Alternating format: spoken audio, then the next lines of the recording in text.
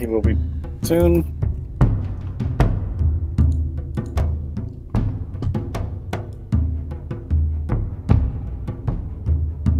Yeah, it says you're going live in 79 minutes. Yeah, it'll be live in a second. Okay. Yeah, it says you're going live in Okay. Don't know why I hear myself. Oh, I have the stream open in my background. Cool. All right. So, welcome to the Ilderon Tales. We are officially live. This is I would say this is Group D, but you guys aren't a real group. These are two people who happen to be a part of Group D. Thanks. Yeah, I know, right? But no, I respect the commitment. But yeah, this is Group D, Brothers in Arms, episode 3 of the second part of the campaign. And I'm going to turn on some music. We'll do a recap, and then we'll get started tonight. So we have 2 members of the party here, and I'm going to be controlling the rest of the party. So what a heck of a night it's going to be. Especially with the introduction of me. Actually, I like this better. Here we go. And for reference, for those who are curious, I am... A lot of my friends just refer to me as E or E-Wolf, and I will be controlling the character Marrow Estrel. Or Estrel. Boom! Yep, new player joining the group tonight. So, before we get started, D&D is a role-playing game. It is a wonderful, fun adventure. Everything you are going to see tonight that we are doing is live storytelling. It is all improv. Nothing is set in stone. The dice can fall any way, and anything can happen. And yeah, I have no idea what's going to happen. I've got a couple notes for tonight, but other than that, things can play out in any direction. The world we are playing in is a world called the Ilderon, or is called Ilderon. Of course, you know you're watching as the Ilderon Tales. And what defines this world the most is there's one singular plane where all the gods and all of the mortals walk around in the same world, interacting with each other. There's all types of great political rivalries with nations like forced to interact with each other in too close of lands. Races of undead people and remnants of wars still affecting history, and it is just, it's all different types of great time. This group specifically is in the nation of Ardor Sarai, in the capital city of Ardor. A big event that was affecting Ardor was they were on the precipice of a civil war. And right before the Civil War broke out, 2 gods started fighting over the city and ripped open this ghost portal, essentially this huge storm of swirling spirits over the city that started possessing both parts of the army, the royal army, royal to the throne, and then the rebel army that was attacking the capital. And it was this huge, bloody, climactic conflict. And once it was resolved, the ghost portal is still lingers over the city, even though the ghost ships and the god scorn and all of that has been removed, and that swirling storm of spirits just lingers over the mountainsides to the north of the city. We joined this group as they are working with a group of the magnates mages, the leader of this country, trying to close that portal. The mages found a material that is particularly deadly against ghosts and magical creatures, but really don't know how to mine more of it or much more of its properties. And they're doing some tests on it with the party's assistance. While this is going on, that leads us to last session. The party has brought this material to the Kalkin office and decided to go look for more information on it, and meanwhile also get a teacher for a friend of the party, a young girl by the name of Reyna Angaori, who is a very capable spellcaster. She's a 7-year-old girl, but she doesn't have the discipline to actually cast magic properly. So they went to find her a tutor, in addition to finding some more material on on this material. More information on this material. There we go. And they went to the Nakart Keep in Somia, just on the south side of the city, to talk with their contact, Anadelia Surreal, to find out if she knew anything about the material, and then also to find a teacher for Reyna. After talking with Anadelia, or before talking with Anadelia, the party ran into the Sage of Ardor, High Councilwoman Anna Estelle. She informed the party that she theorized that the material was something called cold iron, which is ridiculously deadly to magical creatures. However, it doesn't have any innate magical properties that could close a ghost storm. And she offered to help the party a little bit more, and everybody declined her help. The party also found out there's a rumor about Anna circling around the capital. Oro taunting her, saying that people think she bites. And Anna got a few more tomes, gave Emerald some information on his own personal search about things relating to the city of Shadowtop, and that he should talk to a contact by the name of Draylin Madison. From there, Octavia shifted into Captavia and followed Oro through the keep as he went to talk to the Magnate one-on-one. It was conveyed to the party that the Magnate has been randomly getting sick the past couple days, and people were thinking she was not doing well. After rushing to her side, Octavia and Captavia and Oro saw that she was doing perfectly fine, although she had lost a significant amount of weight. Captavia witnessed Oro and her get into a small heated debate before she told him to leave the room. And Oro left to go find the party. Apparently, Oro had lost something that was important. Captavia went back to the party, and the party came back to Ariana with Oro in tow. He stayed outside of the room. And the party found out that Oro had lost a squire that Ariana assigned to him. Additionally, they conveyed their information about the material and gave Ariana very few solutions on where to go from here.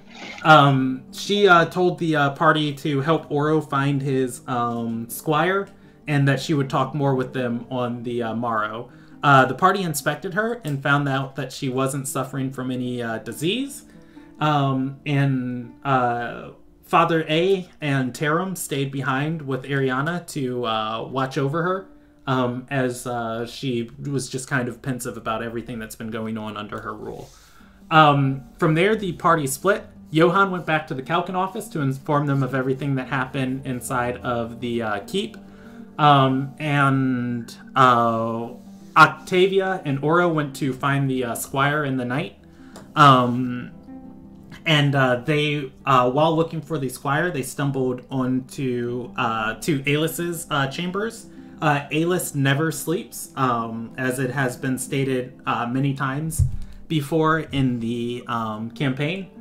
They walked in almost just before midnight, and she was wide awake.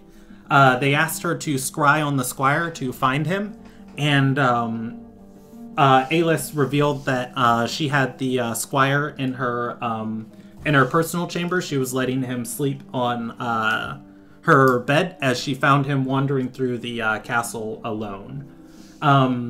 Oro and the squire, whose name is Weston, and his notes are in a different journal for me. His name is Weston, and I forgot his last name because I'm an amazing DM. Liar. Yeah, I know, right? His name's Weston. Oro and Weston had a heart-to-heart while Octavia and Aelis spied on him. When they left the room, Octavia and Aelis tried to play off that they weren't, spying on Oro. And Octavia looked into a book that Aelis was reading. The book was information regarding stories and rumors about a phoenix that used to roam this region, a fire phoenix. And Octavia just, was kind of like looking down at it, like when he walked out the room, of like, oh yeah, my ear definitely wasn't to that door. With the squire in tow, leaving Aelis's room, Aelis closed and locked the door. Once again, uncharacteristic for the diviner's chambers to be locked, as their services are open to anyone in the palace who needs them. She locked the doors and went to work. Oro and Octavia got into a small little debate about it. Oro reiterating his point that it's his job as a knight to serve at the magnate's wishes and, not question the intricacies of every small decision of the people around them. Oro, not very smart. No. And that's a rock. yeah. And the party started heading back towards, or rather, Oro and Octavia started heading back towards the Nakart Keep. So we're going to pick up from there. That was a very in-depth recap, but that was only because, Wolf wasn't here. And my brain just blanked. I was like thinking on your character name, but your character hasn't been introduced. Wolf wasn't here last time, so I wanted to make sure we covered everything. Okay. Yep, and I have been keeping up to pace in terms of watching things up until this point. So. All right. So, we are in Ardor. It is the night of the 8th of Hunter. Going on to the 9th of Hunter. Well, actually, at this time, it would be the 9th of Hunter, past midnight. Does Octavia want to do anything in the night, or we can just skip to the next morning? Okay, no. What you want to do? We're walking back to the keep, right? Yes. I can illustrate the path you're taking through the city. Yes. Through the Maiden's Watch Bridge, through the... There you go. That would be the path you're taking through the Palace District, through Maiden's Watch, through Somia. Alternatively, there is another path through the Chantry District. There should be a bridge right here. I think I covered it up. Over through Maiden's Watch, and then there's a second bridge right here, and a road leading to Somia. Oh, nope, yeah, there's only one bridge to Maiden's Watch. There's 2 bridges out of Maiden's Watch. Yeah, I just remembered I put a second map on the other side, because I'm smart about stuff. But yeah, you could take either, well, I mean, you only have one path, so... Yeah. Mm-hmm. Okay, and it's like after 12, right? Yes, it is late in the evening. Okay. But it's night, right? Yes, it is night. Okay. I turn around to look at Oro. Hey, I'm getting bored today. I think we should do something interesting. Oro is gonna look back at the kid, and because his squire is like his squire looks like this kid's like 14 years old at most. Yeah, old enough. Yeah, old enough to get into some trouble, and he's gonna look back and say, I don't think. Can I take him to a tavern? He's gonna look at Weston and say, Weston, you ever been to a tavern in the city? Weston's gonna shake his head, short brown hair shaking with, and say, no, sir. Okay, come on. Mm-hmm. All right. Where do you head on that pathway? Like, I don't know this city. I don't know where I am, but I walk with confidence. Okay, well, that's what I'm asking. At what point is this conversation happening? Like, is it when you guys first leave the palace? Is it like after walking for like 30 minutes, or is it like after? No, like walking for like 10 minutes. Okay, And I'm yeah. like, nope. So 10 minutes, you're going to be on the edge of the Palace District and looking into the city proper. So I have the wonderful city folder, which I haven't had to use in forever because you guys have been ping-ponging between locations that you know. And, all right. So, in the Palace District, there's a graveyard named Aragard, just north of here. It's where the catacombs of Muktherin Rise are.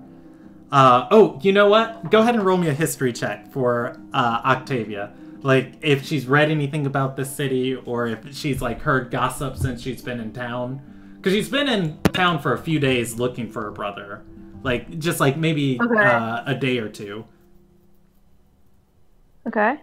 A check, right? Yes, history check. I forgot. I'm rolling for you tonight.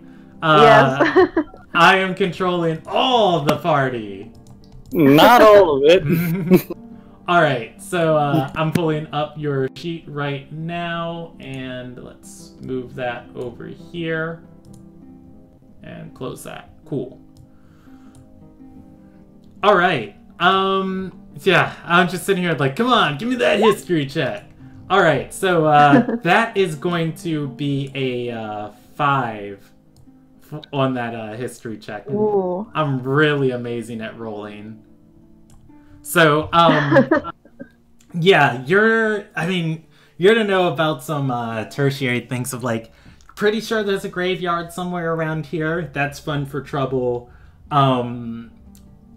Obviously, walking the Palace District, things you've seen. There's a brothel back there.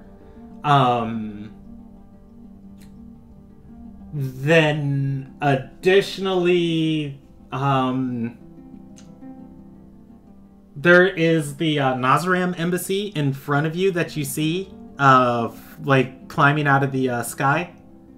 And then, yeah, those are all the places that really stand out to you for, like, oh man, this is gonna be, like, fun.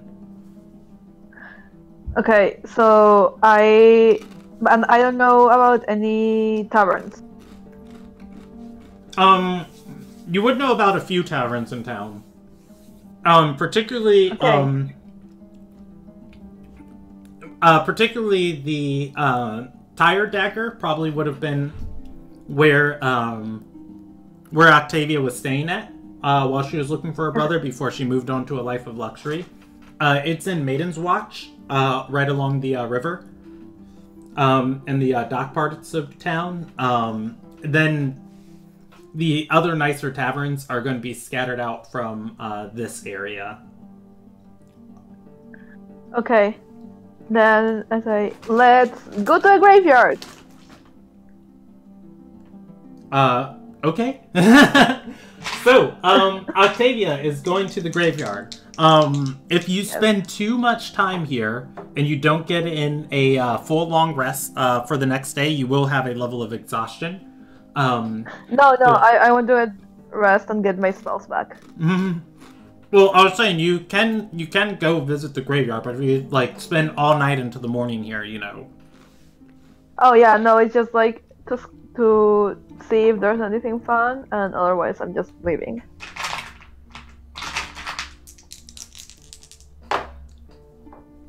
All right, so heading to the graveyard. This is going to be fun. This is going to be very fun. All right, heading to the graveyard. Oro is going to be just like kind of following you as you walk with like this level of confidence on scene, and he's going to be like, do you know where you're going? Nope. And he's going to be like looking around a little bit like uncomfortable. And as you go deeper into this graveyards, you're going to see some of these like older mausoleums start like rising up, like just everything in the initial area is just like this nice well-kept kind of park of a cemetery. But, after you get about, 100 feet into it, in the distance, and, the fog rolling in from the river at night, you're going to see these mausoleums just kind of, on the horizon here of these older, just, Ardorian magnates and councilmen. Can I cast Mage Hand non-verbal? Using a, you can. Cantrip. Yeah, you can, if you use a sorcery point for your subtle spell, but, you can just cast it regularly. Doesn't seem like anything's watching you. Yeah, but if I want to scare the people that are with me, I want to announce my spell. Okay, so yeah, you can, spend a sorcery point to, do so. Sure, yeah. I cast Mage Hand behind Oro and Weston? Weston? That's his name, right? Yes. You are at 7 sorcery points left, okay? Okay. And I kind of like nails on the wall, but on their backs. And so, okay, so as you are, as Oro is coming up to you and it's like, hey, we should be careful because, and then, that just sleeking feeling down the back of his neck, down his back as the mage hand rubs against him, and just on the quickest reflex of a second, Oro, hand on his sword, whips out this long sword out of his sheath, wave of fire rolling backwards into the air as this molten blade is released. He points it in the air and looks around and says, Weston, did you see that? Weston has his spear out and is looking around saying, no, sir, I didn't. And he is going to say, Octavia, let's go. Yeah.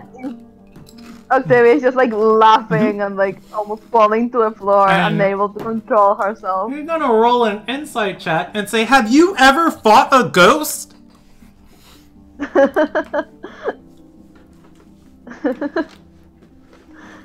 You need to roll for me? No, he rolled an insight check against you okay. of what's going on here. He just felt, he definitely felt something, he's a trained fighter, a really good one. And he definitely felt something sneak up on him that he can't perceive right now.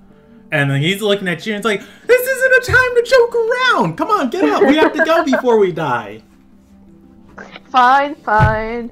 Don't be scared. Scare somebody. Don't be scared. I pat Weston on the head. Am I taller than him? I don't care. I do it anyways. Actually, I will roll his height for you. You are, you are taller than him, but not by much. Okay. Actually, I've got to see your height. No, he's taller than you. That's amazing. Okay, I raise myself and do it anyways.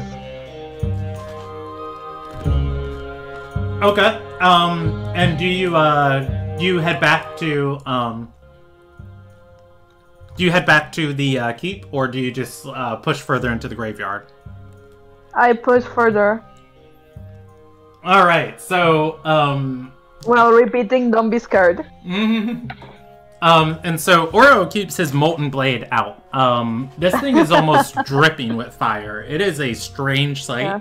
Yeah. It is not made of any regular metal that Octavia's ever seen.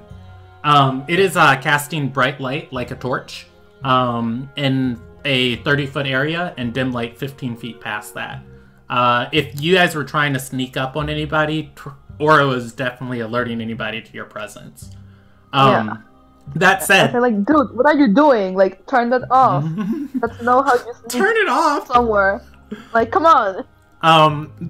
His sword the heat from it is dissipating the mist or the fog. But as you say that, he's going to flourish it and then sheath it with his left hand. Cool. You guys are back in the darkness of the night. All right. So, wonderful thing. Octavia's passive perception is hideously low. Oh my god, you're rolling super low. No, your passive perception is 11, so I just, that's... Oh yeah, like, I don't even see my feet. Yeah, exactly, like, you're just walking through this mist. Alright, so you get closer to the, mausoleums. Where would you want to go from here? Each of the chantries are going to have a dedicated area to bury their the sages of the Four Ascended, designated catacombs. And then there's also going to be a royal set of catacombs too, or just royal burial grounds where magnates and councilmen would be buried.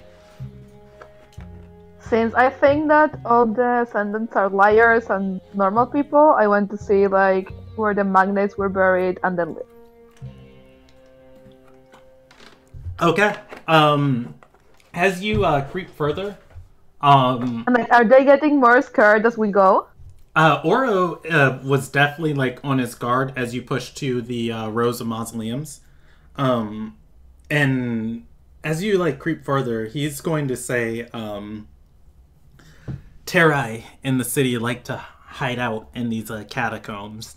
There's almost hundreds of them. It's winding tunnels underground. It's almost impossible to scout and keep them cleaned out. Sorry for interrupting. What are Terai? Terai are this world's special. There's a special version of undead. They are people who have had their souls stolen. And the easiest way to think about them is as a soul vampire. They have to consume other souls to live, and by doing so, they turn other people into Terai who now have to consume souls to live. If they don't, they wither away in 30 days, or about 40 days time. But like, are they evil? Because I think they're not evil, right? Yeah, they're not evil. They're not good, and they're not evil. They just are people. Like, you know, they just are.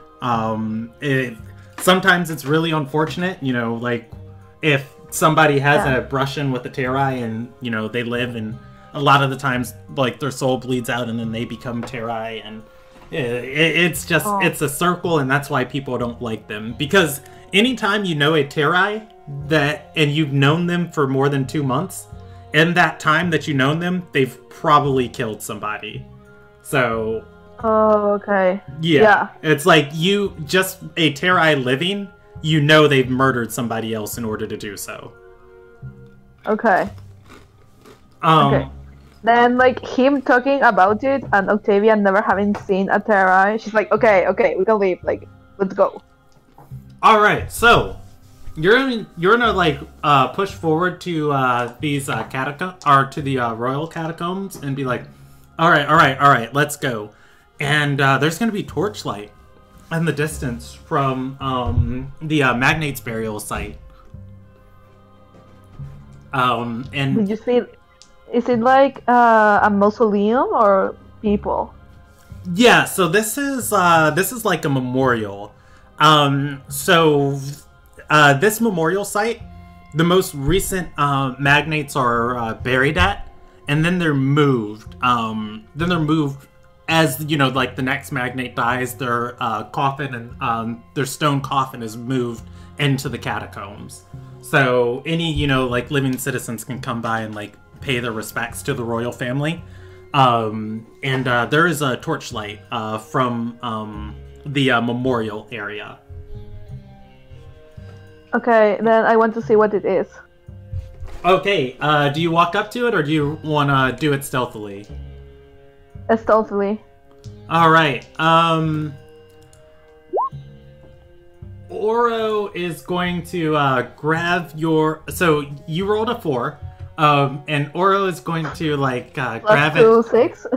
Yeah, the 4 is the final check, the 2 is included. Oh, shit. Wow. Yeah, and Oro is going to grab your...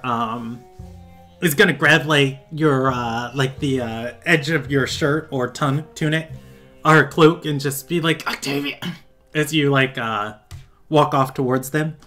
And Weston is going to follow you, doing a much better job. He is probably proficient in stealth. That said, Oro is wearing a breastplate, and he attempts to follow you. He rolls with disadvantage, and somehow rolled worse than his first check. He rolled a 7. And then he rolled a 6. Oh my god. So that is going to that's going to be a 10. So he's making more noise. Oh, we're a band. Yeah. He's making more noise than you, but he's better at this than you. You are like walking like you're unencumbered, but you're just like tripping over stuff, and like you're hunched over, and every few seconds, you know, you kind of like stand up and look to see if they're still there as you're getting closer.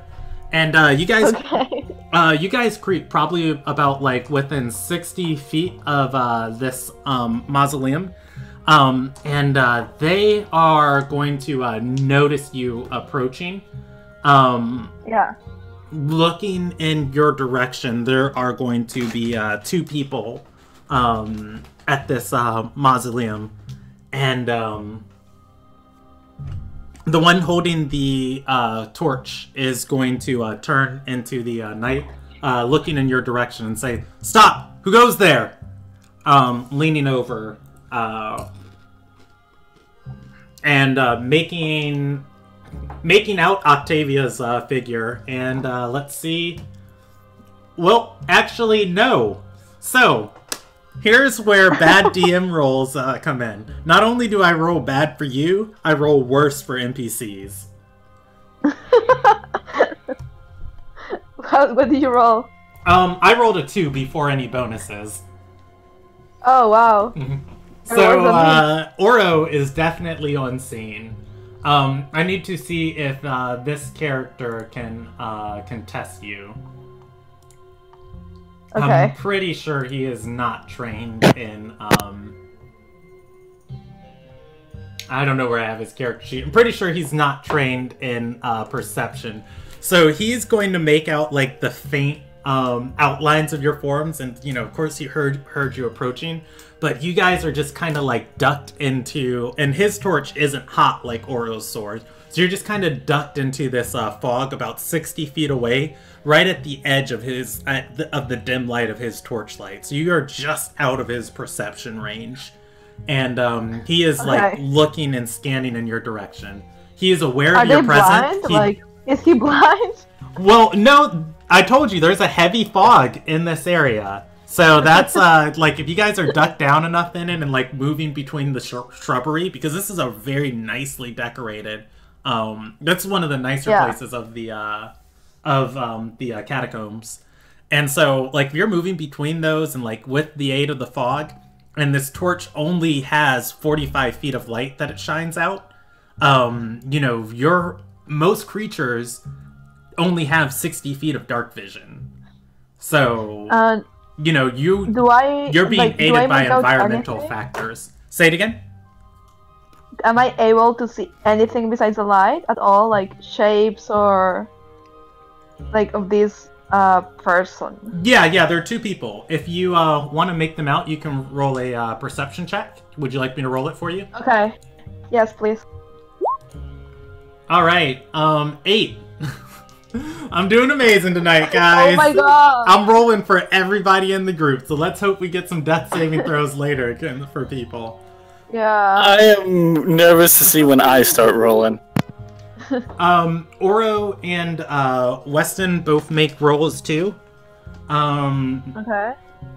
And I have to roll Oro a percentage check.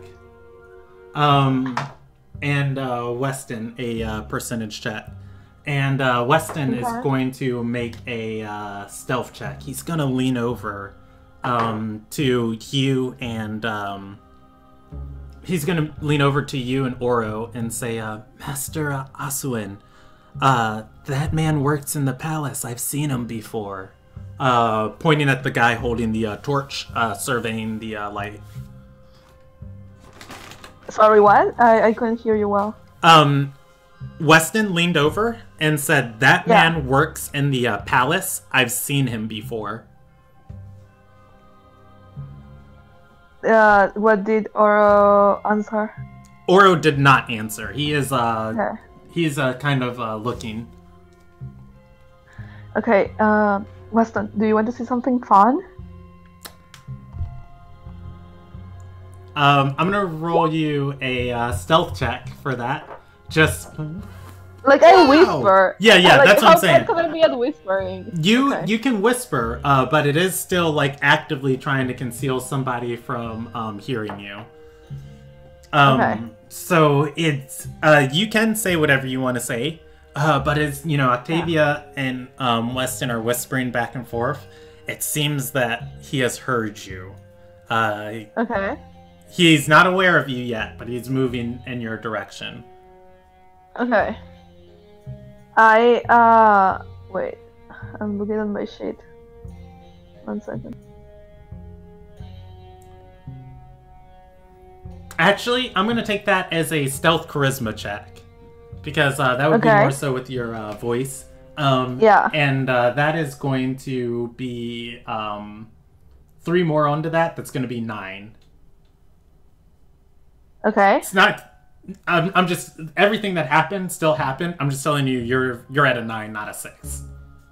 Okay. And are the 2 people moving towards me? The one is the second. A woman has moved to the edge of this like stone, open, kind of like this open Greek like temple that you'd expect of painted stone columns and like the different colors of the family. And she's moved to the edge of it as he has stepped out into the mist. Okay. Does he still have his torch in his hand? He does. Okay. 1 second.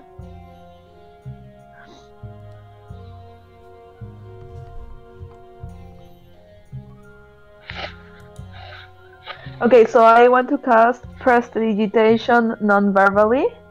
Okay, that's going to put you down to 6 sorcery points. What do you prestidigitate? I want to prestidigitate the...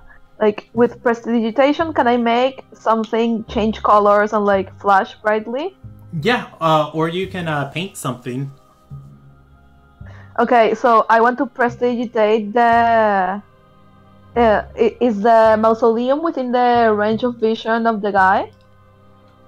It is, but it's not within range of you. Prestidigitation's range is 10 feet.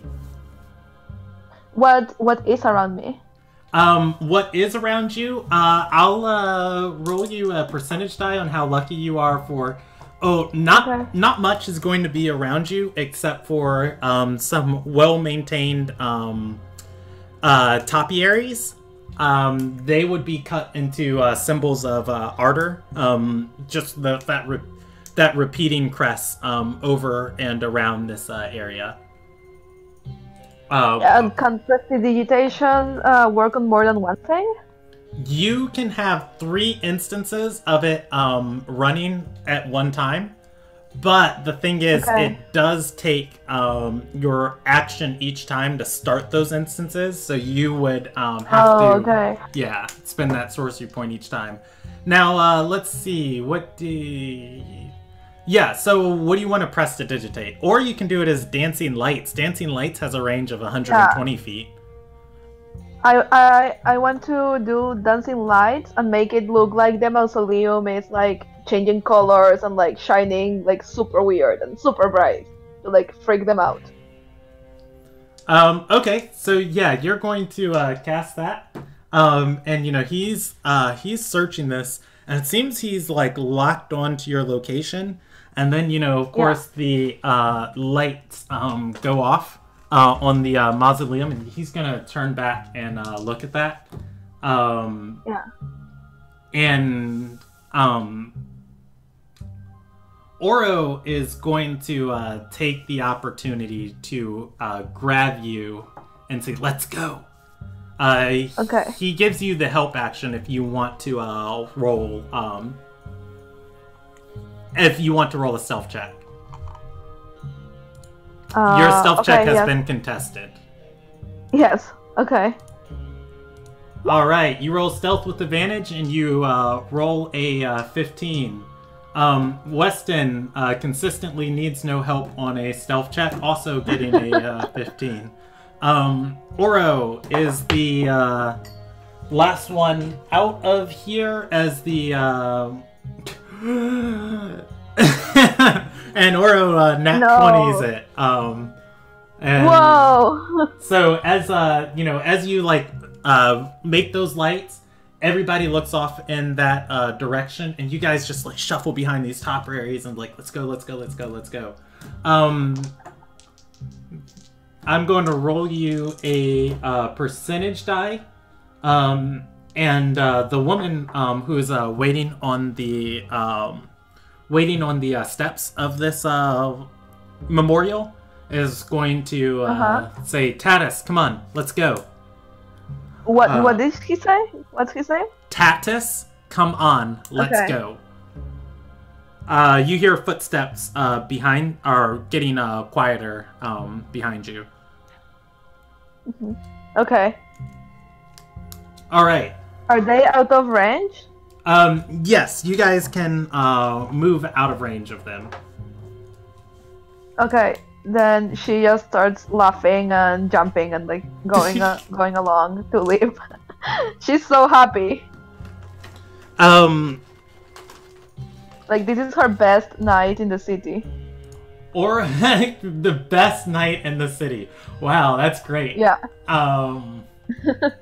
Let me. Went at a graveyard playing tricks on. Yeah, exactly. The thing with Octavia is that she's trying to be a nice person, but it's not going great.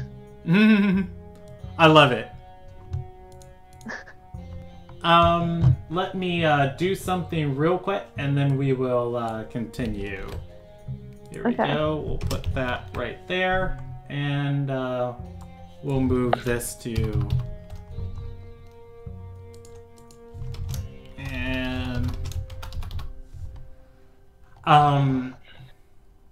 The person you saw sitting on the stairs, or not sitting on the stairs, standing on the stairs as soon as roll 20 stops being slow. There we go. Had bright red hair. You couldn't make out too many of her immediate features from that far away. However, she did have plate mail armor on. Or no, she had I'm sorry, she had scale mail armor on, and then she also had a large longsword at her waist. And Oro, like as you are laughing, Oro's going to gesture back and say, "Did you see that mercenary that was with him? She was equipped to kill." Yeah, they look like they meant somebody serious harm. Mm-hmm. And he's gonna say, "I'm a knight, but I've never seen her before." I look at Weston and say, "Have you seen her at the palace?" Weston rolls a history check. He's gonna shake his head. Interesting. I'm sorry, he rolls with advantage. Okay. So he rolled a 12 and a nat 1 with advantage. That's great. Wow.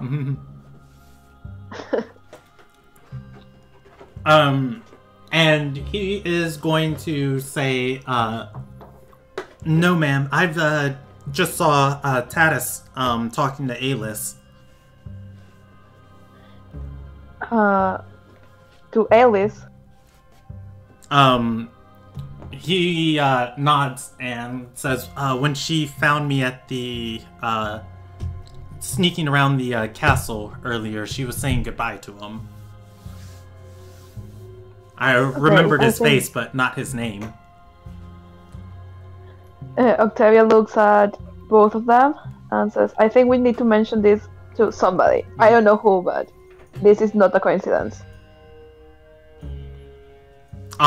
Oro is going to nod and say, "For once I agree." come on, let's go. Walking hastily out of this graveyard, hand on his sword, left hand on his sword, or on his hilt, right hand just kind of like that itchy trigger finger. Yeah. Octavia is just like dancing, following him.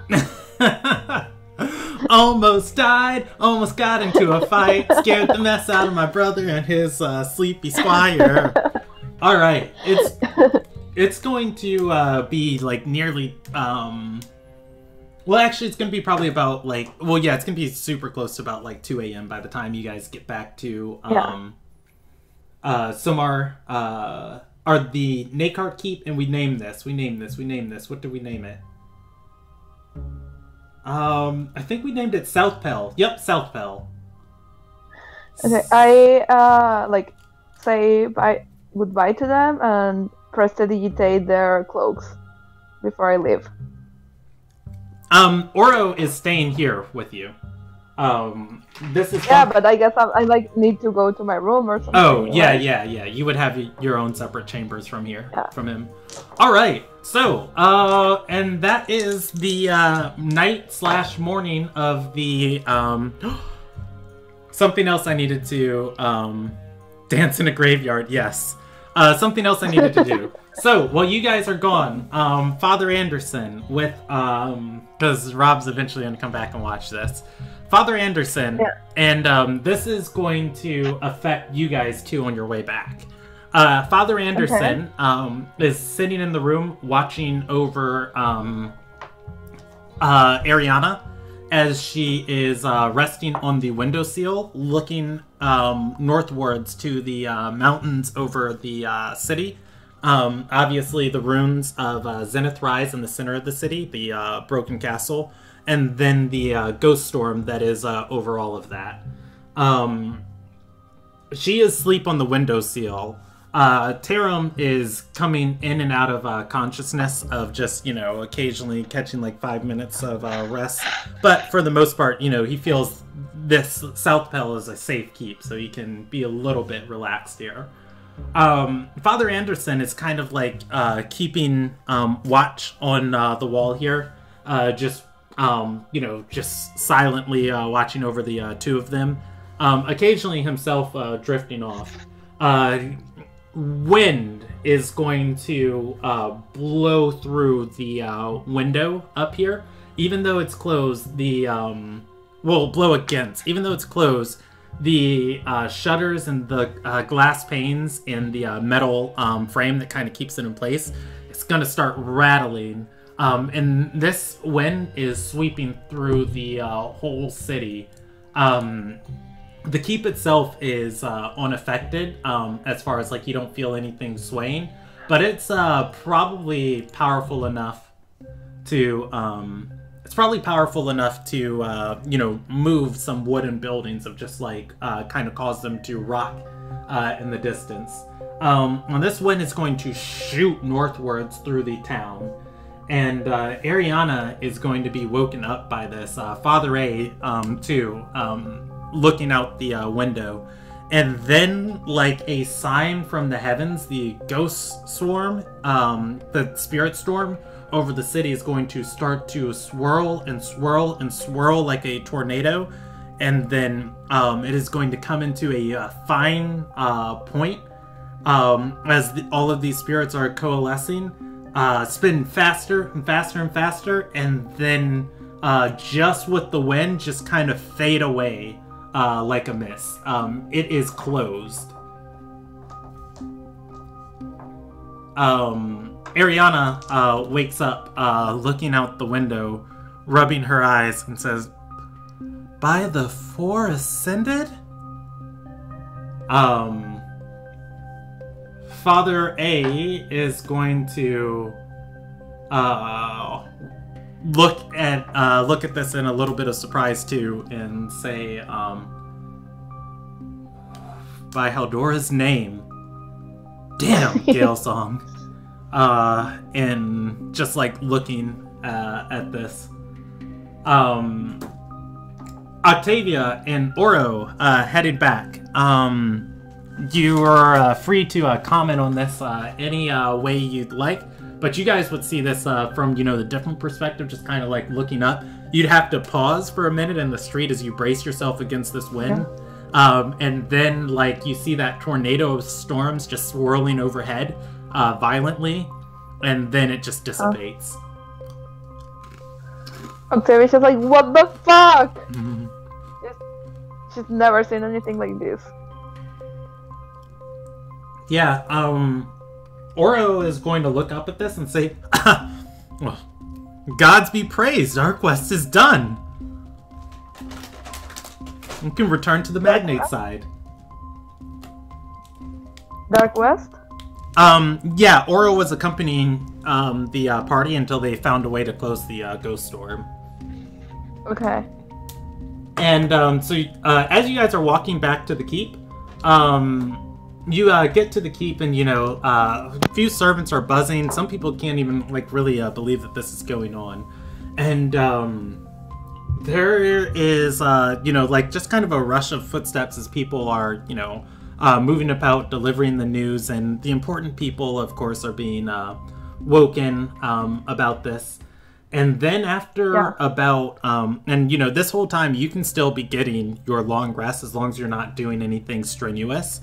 Then after about 2 hours, this lightning just cracks across the sky, and the storm, the strike of that lightning just kind of rips this black spot in the sky, and from it, that spirit storm starts swirling again and again and again and growing to this just huge dark gray cloud north above the mountains, right exactly where it was. The storm is not closed.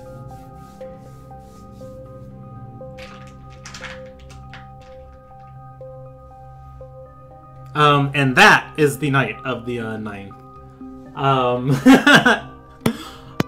Fuck. I can't say anything yet. Yeah, exactly.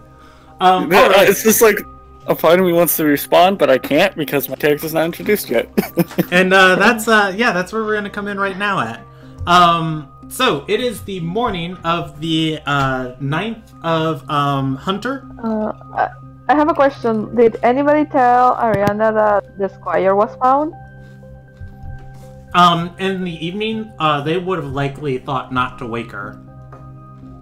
Yeah. Yeah. Okay, cool. Nobody's told her that yet, but you, Oro, and Weston can head in to see her first thing. Okay, cool. Alright, so it is the 9th of Hunter. Spirit Storm is still there. Let's see. The party is so crazy split up right now. We'll handle Octavia, Father A, Oro, and Weston. And thank you, Ramona. I like Ramon's comment. Well, at least he tried. And Weston, and we'll throw Emerald in there too for good measure. Okay. You all are going to wake up and be getting ready for your day. And before you guys can go anywhere, there's going to be a messenger. There's going to be a messenger in your quarters, and say, High Councilwoman Surreal has requested to speak with you before you leave. And if anybody wants to respond to that, Oro is going to be the one to respond if no one else does. Yeah, I don't even know who that is. Mm-hmm. That's great. Oro's going to say, we don't take, and before he can squeeze that out, Father A's gonna say, we'll be happy to meet with the High Councilwoman. Come on. Just kind of rolling his eyes at Oro, who, is about to just be like, look, we don't serve her. And Octavia's just like giggling behind them.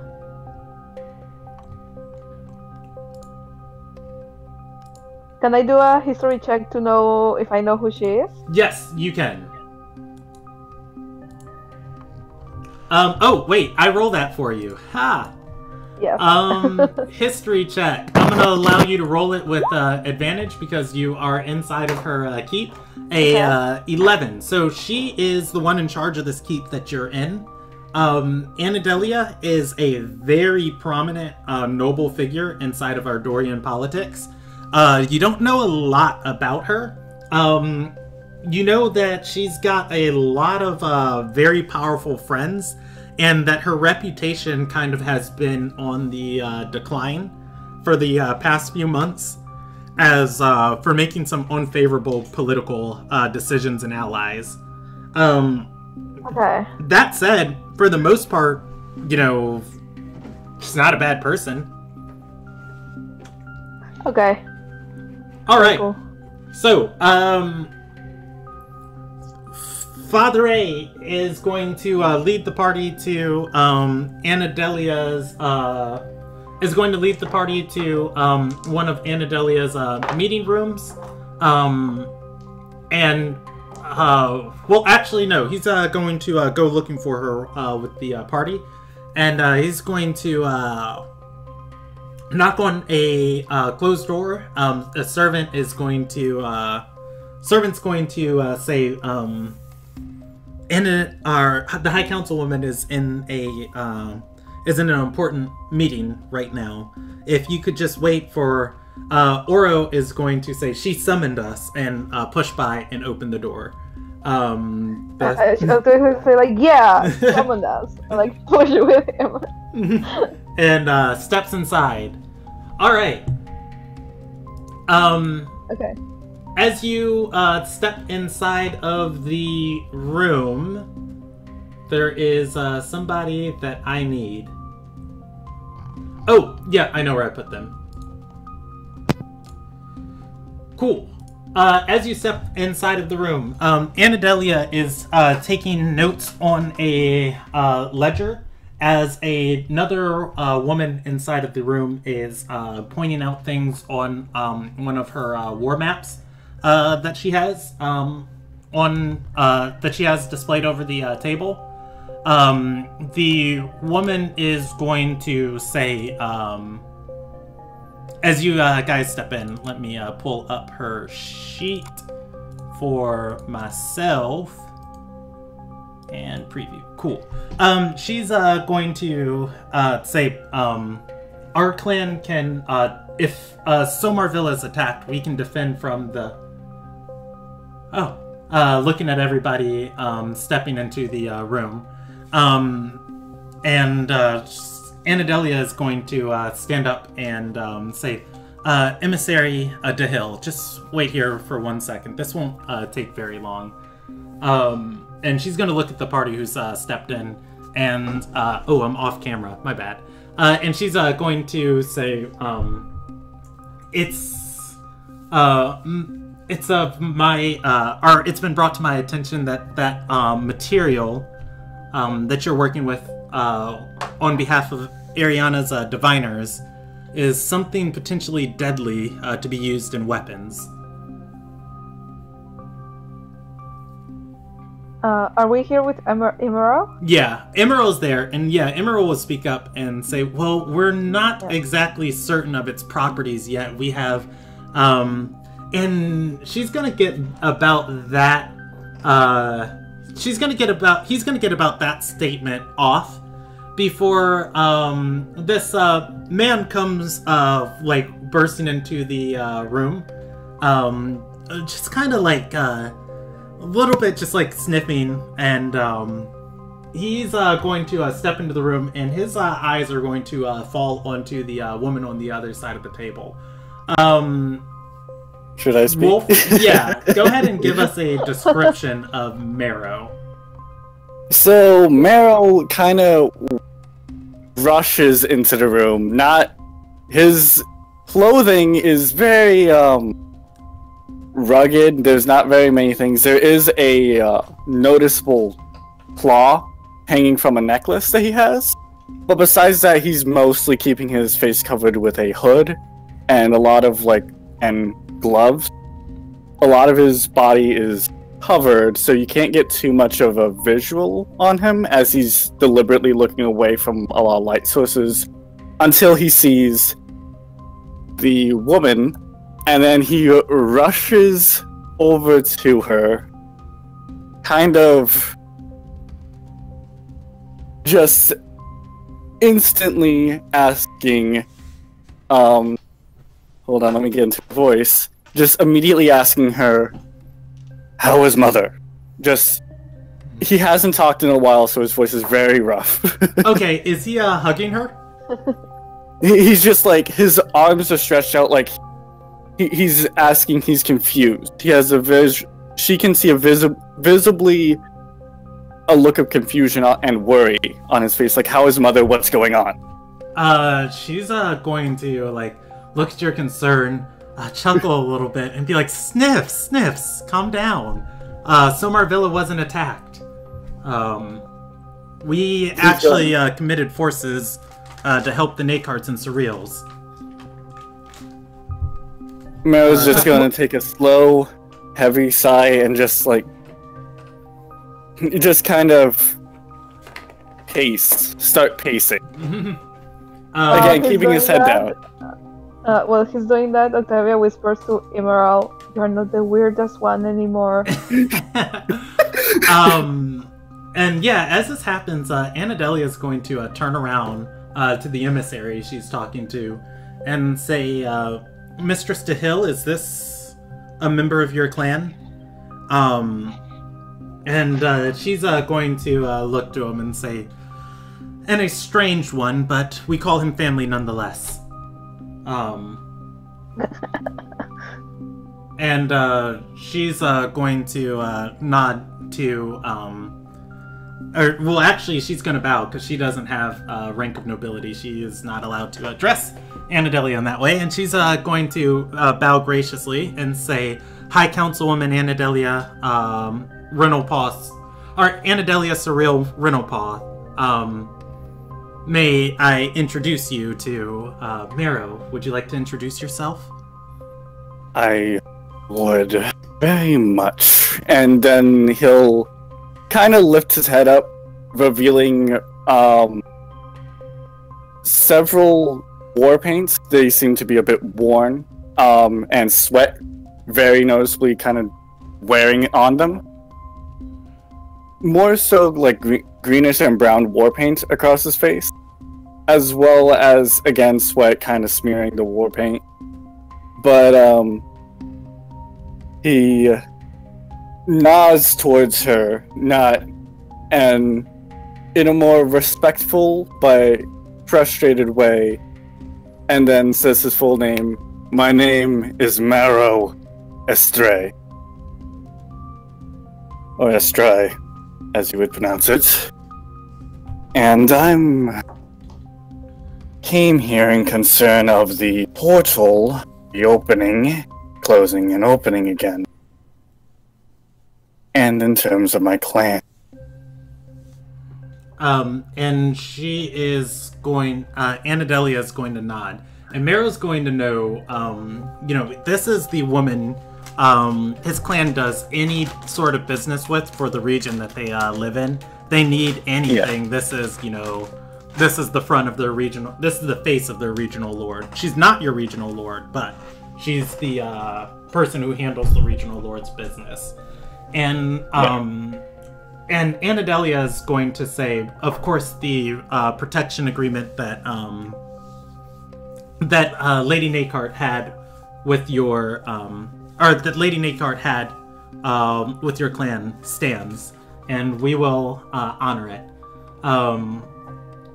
Kiro is going to, or she's going to look towards Kiro and say, Kira, I know you're not one for a fighter, but this could prove fortuitous. So she kind of walks around inspecting Mero. And she's going to ask Kira, well, she's going to roll this stealthily. Here we go. Stealth check on her part. Anybody against Marrow? Anybody can. It is specifically to Kiro. Anybody can choose to contest it and roll an active perception check of just kind of like just focusing on like the sounds of their conversation. I will do that. Okay, you can make me a perception check. Do you? I will do it too. Okay. Like you for me. All right.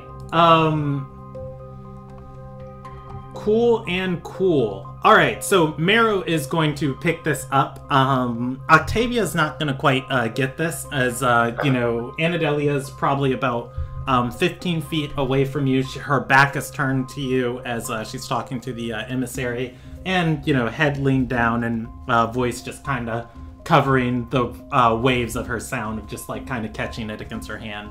And she's going to say to Kiro, and say, do you trust him? And Kiro is going to say, he's one of the clan's most loyal. It is why we call him family. And she's gonna say, my control over these swords, it's waning, and I fear that our magnate might be acting rashly. I'd like to have somebody loyal to us close to her. Kiro is going to nod and say, and she's going to say, what are you suggesting? Anadelia is going to say, I'm on the High Council now. I can appoint nobility, or she's going to say, I can appoint nobility at my discretion. A plot of land for you, 3 members of your clan, official title of Sol Sarai, in return, his service as a knight. Kiro is going to think it over and then say, I'll convince him. Anadelia nods, turning back to the party. And Marrow is going to turn his head towards Anadelia and kind of show her, just show her his teeth and not say anything, just bare his teeth. That's all he's gonna do. All right. Yeah, as you do that, Kiro is going to walk by, placing a hand on your chest and say, Sniffs, could I talk to you outside? He gives a slow sign that yes, and follows her. All right. Let's handle outside the room first, so we see how long that takes before we handle inside the room. Yeah. And I probably shouldn't have shoved a chip in my mouth at that time because I'm about to speak again. Sorry about that. All right. So, as you step outside,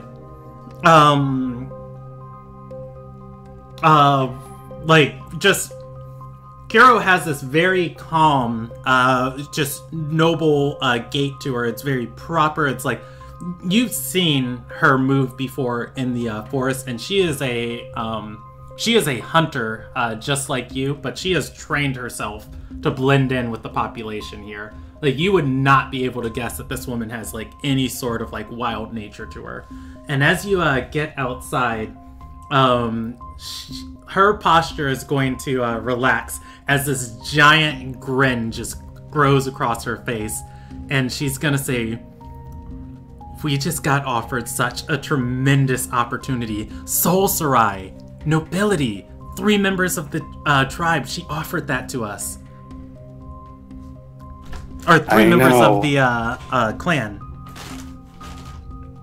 In terms of me going from hunter to wearing armor, standing guard, you know I don't do well in close quarter. She is going to look around and say, I've been here for only 2 days, but I've heard whispers traveling through the keep. The serving staff can't keep their mouth shut. The magnates found something dangerous, something that can be used to, she's gonna shudder and say, hurt us. And Marrow is going to take a moment and just say, Silver. She's going to shrug and say, I don't know, possibly worse.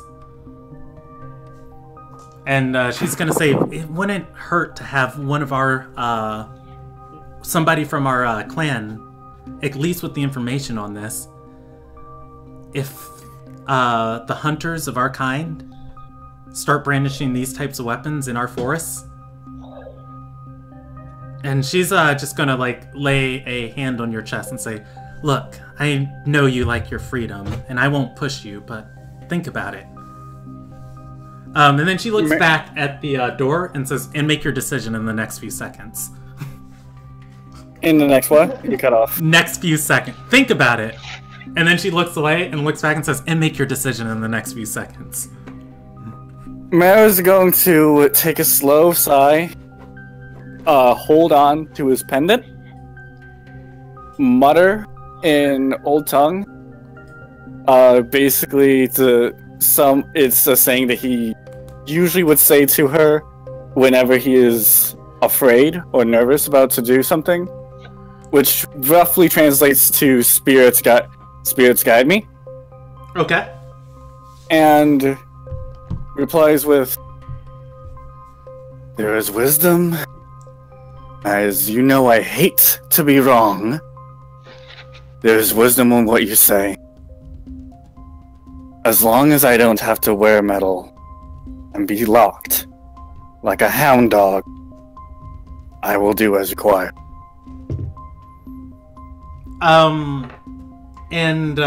She's going to smile, hand still resting on your chest, eyes closed for a second as she just inhales for a long moment of just, and then she's gonna say, it's really nice to see you again, and then step back into the room. Meryl will be giving her a hug and pat on the back, like a half hug, and just say, and you as well. Alright, I think that was so quick we don't have to handle the small talk inside of the room. Because, like, as you know, Anadelia would be, like, looking over, like, okay, that... Well, so for you, and before she can lay out anything, Marrow and Kuro are back in the room.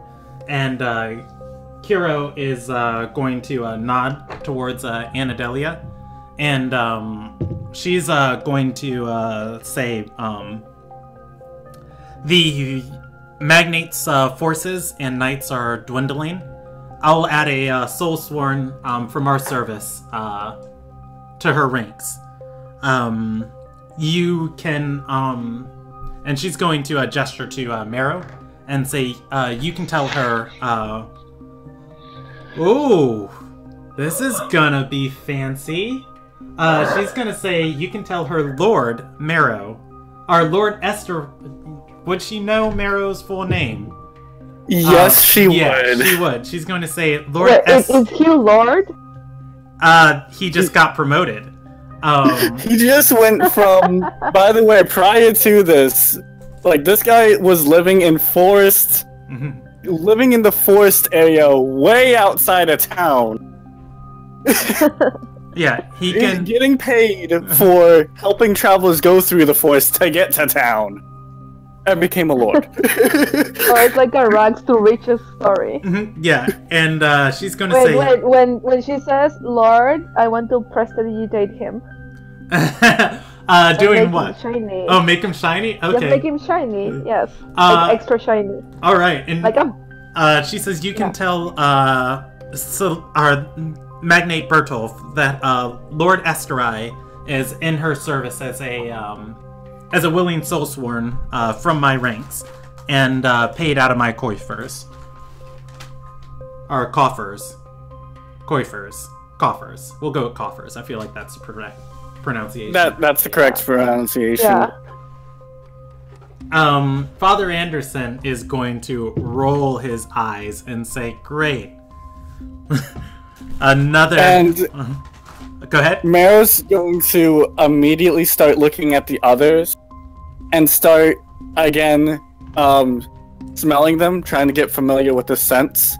And does he do so stealthily or? He's shining. Half stealthily. In terms of, he's doing it up until he senses what he's allergic to. Like, he's sensing for anything that would be allergic or immediately harmful for him. Okay, does anybody in this party have those? I don't think so. Yeah, so you're fine. All in all, pretty good bunch of people. Wait, Octavia looks at him and tells him, "You have a bright future ahead of you." And Mero is just going to take a slow sigh. And just say, "Well, if I'm going to be so bright, at least let me guide you in the dark." She's so happy that he is funny. Yeah, Emerald is going to point and say, "I like him." Me too. Yeah, so a few of your members have metal swords on, particularly the old man. Oh, let me describe your party to you. So we are going here. Oh, and this would be the first time that Octavia would probably be able to notice this before, but his face does have more of a long jaw. Like long jaw, long lower face. Okay. It's more extended. So, first, there is the guy who said he likes you. Seems to be some sort of traveling book reader. He's got a tome on his side, and he's wearing robes. Not good for combat. Oh wait, no, I think he's got a breastplate on underneath his robes. Yeah, he does have a breastplate on underneath them. But yeah, definitely looks like some sort of scholar. And he is going to bow and say, Lord Estrai, just like the lowest amount of respect due to your station, of just like a slight nod of the head and maybe a 5-degree tilt of the body. And then, same thing, well, no, all the other three in this room are some rank of nobility. So he's the only one not noble. The next person you see, the old man that rolled his eyes at you, he has got an oath blade at his waist. It is black in nature. Mero has seen several of these around the capital being either worn by nobility or peddled by merchants. He looks perpetually uninterested in everything. And he's gonna just nod and say, I'm Lord Anderson. Introducing himself back to you. The next member you see, I know I made a handout for Oro. I just have no idea where it is.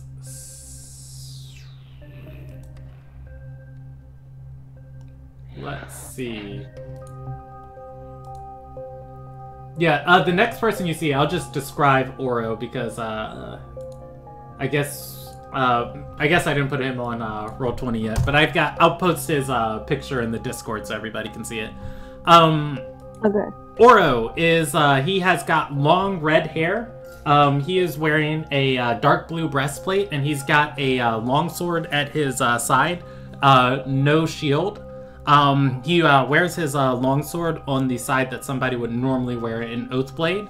Although, well, yeah, it is not an Oathblade. An Oathblade would be openly displayed. You would not sheath it. Yeah.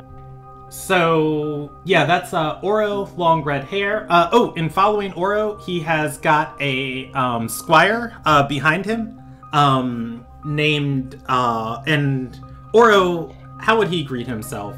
Oro's nobility, too, so he would just nod. Really? He's a Knight of the Magnate. The lowest rank of nobility is a knight. Okay. So, yeah, and he would say... Oro, not even going by Lord Asuin, and just like nodding to you because he doesn't have to bow. You guys are of equal station. And then same thing with Weston. Weston would like bow graciously and say, "I'm Weston Rindle, sir, our master Esterai," stumbling through the name. The final person you see is Octavia, and you can describe Octavia to us, B. And if she would even introduce herself. You can show him the picture I have in Roll20 for Octavia. Yeah. She is not nobility, but she doesn't believe that nobility or gods or ascendants or anything are better than regular people. So she would just like nod and say, "Hey." And no name. It's just like... Oh, right. She would just like say... Sorry, I forgot. She would just like look at him and see how he shines and like be very pleased with herself and say like, "Octavia, hey." And Mara will just simply reply to Octavia saying, "Muse," who is also a muse with the name Octavia. Now... What? he just... A muse, he just... That's all he says to her in reply. Is a muse with the name Octavia. Just kind of chuckling to himself. She's laughing. Yeah. Okay. Alright.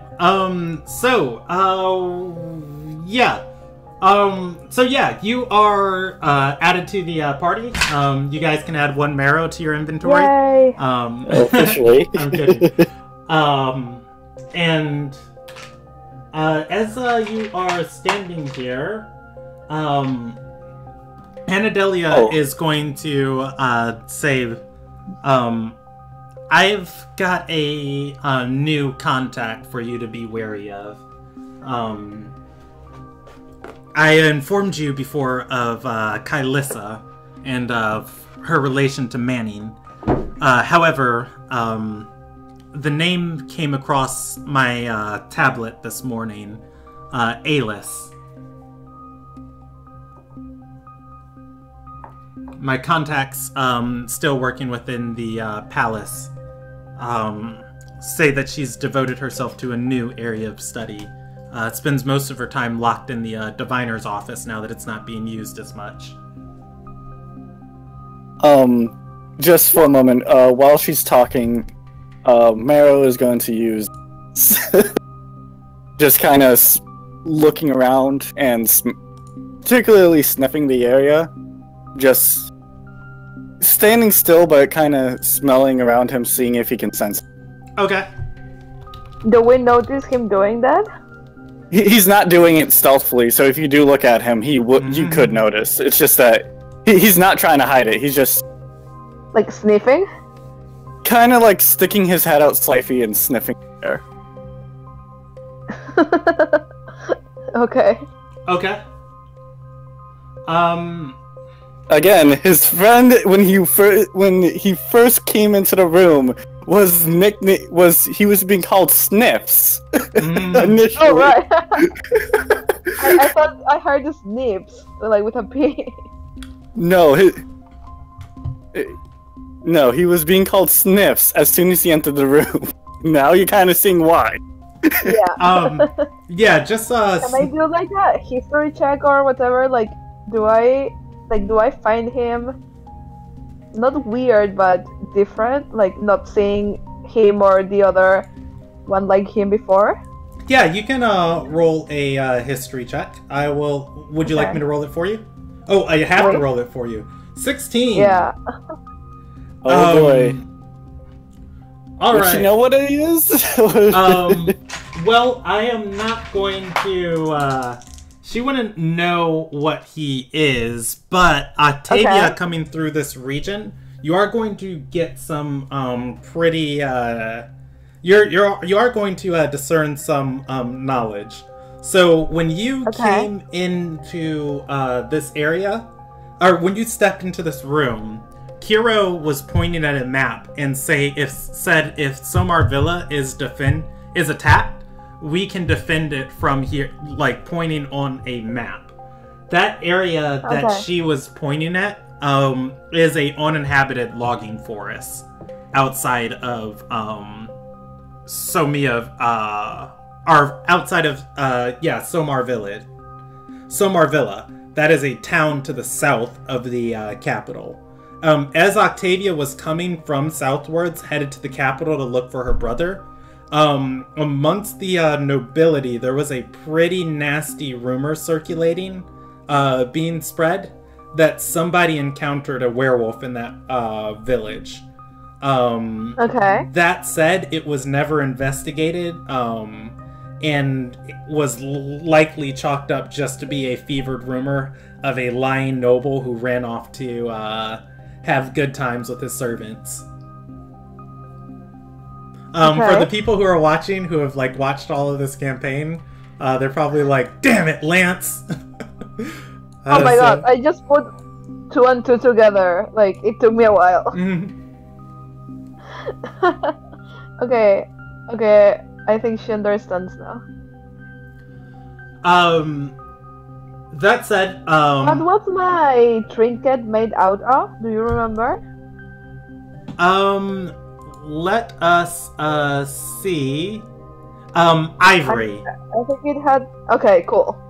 Yeah, it is a small snuff box made out of ivory. Okay. So, anyways, as you guys are sitting here talking, or like waiting for this like sniffing going on, and Adelia is going to continue. Oh, and there was something I needed to tell you. Yep. All right, for Marrow, he's going to pick up. Oro has like he's going to smell smoke on Oro. Oro has fire resistance. I think, does Octavia have fire resistance too? I don't think she does. I have Phoenix Spark and Ignite. You are, let's see, I'm reading it real quick. Yeah. Phoenix Spark. There was I think it's level 10. Mantle of Fire. That's the one we were Mantle of Fire. For. Whenever you roll fire damage, you shed bright light. It does not grant you any resistance from fire. Makes you deal a whole heck of a lot more fire damage, though. All right. Yeah. So definitely fire resistance from Oro. You also detect necrotic resistance from Emerald. And I think that's all of the resistances of the people in the party with you. Well, he was also smelling the area for any, for his prey. For his prey? Prey, wait. Yeah, so, sniffing over these, people, it doesn't discern what they are, but you do learn, like, the things listed in that feat. So you're in a capital city. Like, the smells of your prey are going to be all over this area. If you ever want to track one, you'll have to like lock onto one specifically and go after it. Okay. I meant undead. He was smelling for undead specifically. Okay. Yeah, and that feat doesn't directly discern them. It discerns characteristics about creatures you target. Okay. So, yeah, Anadelia is going to continue and say, she's going to continue and say, Yeah, so Alice is, and she told you guys that Alice has a new research project. And she's going to say, this discovery into whatever this material is filled by the diviners of Zenith Rise. If anything, and it does turn out to be as potentially helpful as the magnate or the head diviner hopes, I would hope that it doesn't fall into her hands. She's the only person in Zenith Rise who constantly eludes me. Her knowledge of divination magic exceeds my ability to discern any information about her or her origins. Maro's gonna partially just butt in and just say, this material, do you have any of it nearby? I wish to see it for myself. Emerald is going to say, we have a chunk of it at the Kalkin office. He'll nod and say, I wish to examine it. He nods and says, we can head there next. Anadelia is going to say, yes, that seems to be a much better use of your time. I'll inform the magnate that you're continuing on the tasks prescribed to you. Or ascribed to you. And then Maro was just going to simply reply, no silver. No silver. Of course. No. If the party is getting ready to leave, as they... Oh, go ahead. No, sorry, it's after we leave. Okay, yeah, you guys can step out, and then as you're stepping out, Anadelia is going to call to the party and say, Lord Anderson, a word. Father A nods to the party, steps back into the meeting room, closing the door. Okay. He's in there for just a few minutes before he steps back out. Okay. Octavia tells Oro, we really should go report that Weston is back. But honestly, she just wants to follow up on the soap opera of Oro and Ariana. Soap opera of Oro and Ariana. All right. Yeah. Oro is going to say, he's going to say, do you think that's wise? I don't think she wants to see me. I mean, we did what she asked. Yeah, and then you need to report that you were successful in your mission. What kind of knight doesn't finish his quest? Come on. And, is Mara gonna see this? Yeah, you guys are all in the hallway together. And it's just like, you need to complete every mission and end every hunt. Yes, yeah. A very important mission. Just kind of agreeing in terms of you need to report what you need to report.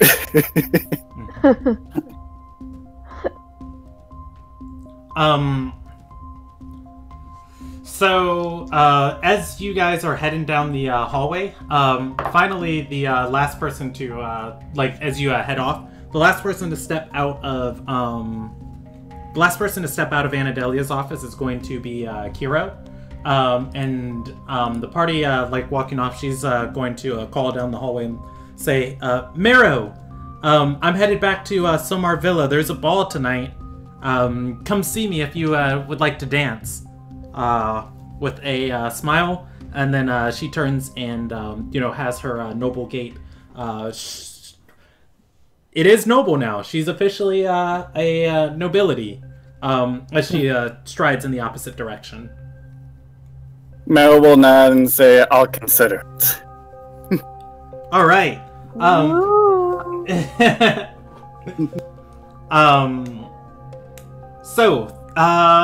The party heads to see Ariana. I rolled her die already. As you guys, she's in her private chambers, that Anadelia granted her here. Not in any sort of High Council meeting.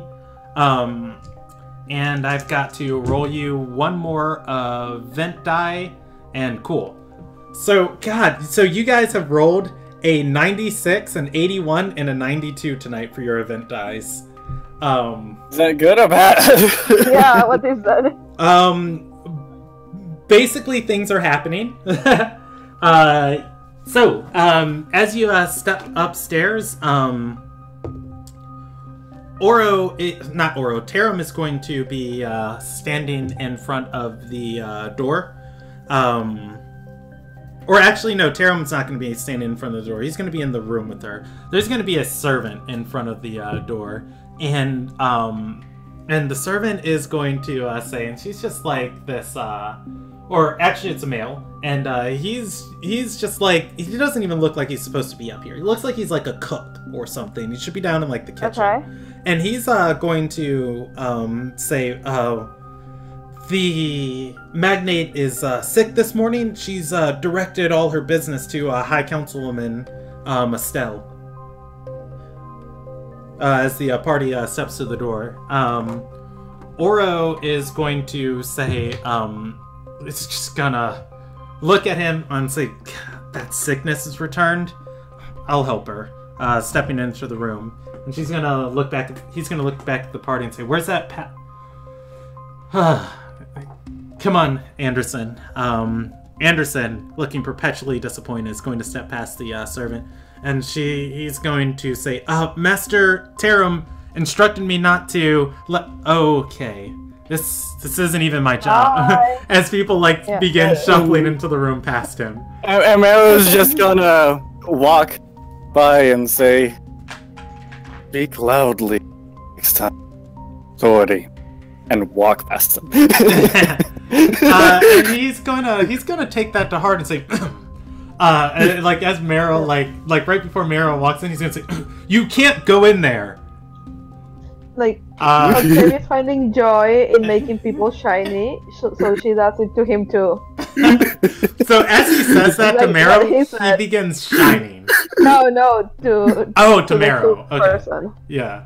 Oh, wait, so she's enjoying having Mero shine. Yeah, and making people shine. It's fun. Alright, and Mero walks right by him, and he's gonna say, and you're gonna just see him kind of shake his head as he turns around. He practices you can't go in, you can't, you're not allowed, as you guys walk by. Just I close the door, it's just give some advice, walks away. This is how you get people not to ignore your orders. Oh, cool, let me do that. Ignores orders. As you step into Ariana's room, this is going to be one of the nicer rooms that has the sea stone plumbing inside of it. And she's going to have, her own private privy here that Oro's standing out... Not Oro, Tarum's standing outside of. Oro is standing... Or Tarum and Oro. I'm gonna keep saying this. Tarum is standing leaning against the wall. Same, he is dressed in the same way as Oro, though he has that half plate on. The sword on his hip is sheathed. It is where an oath blade should be. However, why would you ever sheath an oath blade as the symbol of a marriage? You always display them. Mero will be checking the room, concernedly for anything that he would be allergic to. Just as everything's going on. Yeah, there are going to be some silver utensils here. But more importantly, there's a vomiting magnate on the other side of this chamber door, hunched over. And as you are, as you begin shuffling into the room, she's going to turn back and look at the party, just this sickly green, and say, "I told the cook not to let..." And turns around and, upchucks.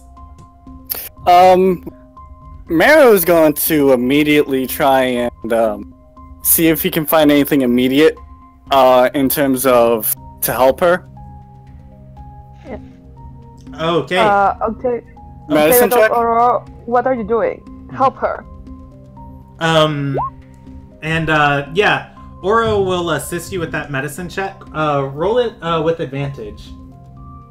Oh, roll it with advantage? Yeah, okay. He's gonna come and it's like, what's wrong with her? And oh, okay. So, that it's gonna be a 22 and a 25, and whoa. And like as you are discerning, you're like sniffing her, and then like that smell. Marrow is going to definitely kind of like pick up on the hormones here that are going on and the changes in her body. This isn't oh my god, she's pregnant. Yeah, this isn't sickness. She is definitely pregnant. Now the thing is, do you choose to share this? Looking around, Father A is picking his nose. Emerald is more concerned with something else. Oro has the intelligence of a brick, and it's not Taram's place to question anything the magnate does. I'm standing close by. Octavia is a trickster, and all of this you're going to pick up on your passive insight of like, is this the place I release this information? No, like I'm a little concerned, but like not to help. Just like I mean, I don't want anything bad to happen to her, but it's like one more opportunity to see what happens here for her amusement. Marrow is immediately going to look around and get a judge of each of their positions, and then going to look at Oro, and then what would he sense for in terms of immediate need? Oro seems intensely concerned with her condition. Like, I mean, in terms of her, like, what does Marrow sense in terms of what she needs? What the woman that's throwing up on the floor needs? Well, you're gonna know there's some powerful herbs, if burned, like sage, that have said to like help with nausea. Definitely, I think it's called mintweed in some places. Definitely either like chewing it or just burning it into like a smoke might calm her stomach. There are other ways of dealing with nausea, like wine, but you definitely wouldn't want to do that right now. Wine can help an upset stomach. Marrow is going to look at Oro and give a stern look to, like, grab his shoulder, look at him in the eyes, and just say, "Get sage, get lavender, now." And just kind of, like, start shoving him, like, go, go, go. And as you say that, he says, "I'm not leaving her side. Weston," as he points back to his squire. Weston says, "Yes, yes, Master Asuin," and begins running down the hallway. And Marrow's just going to reply, does he even know what sage is? Does he even know what lavender is? And he's going to say, "Damn, there's a chef on the other side of the door." And like as Weston's running, Oro's going to yell back and say, "Ask the chef." As the door opens, the chef's going to say, "You can't be in there."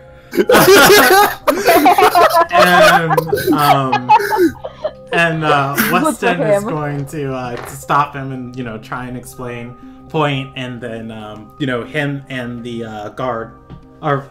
the chef begin running down the hallway. Okay, and then Marrow is immediately going to ask.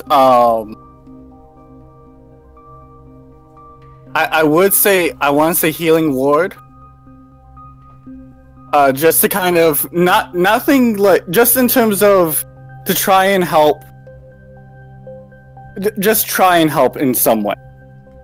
But like, if you're pregnant and it's nausea, like, there's nothing that can be done. There's no visual, and I know there's no visual inclination, but he's just trying to help in terms of calming her down. Yeah, and Father A, like, she doesn't seem hysterical at all. Like, she's fine. She's just vomiting, you know? And she's the leader of this country. She's showing, you know, complete strength of just like, guys, come on. Like, if everybody's crowding around her, she's just like, come on. Ooh. And it's just like, yeah, and that's why, again, Marrow specifically said lavender as well.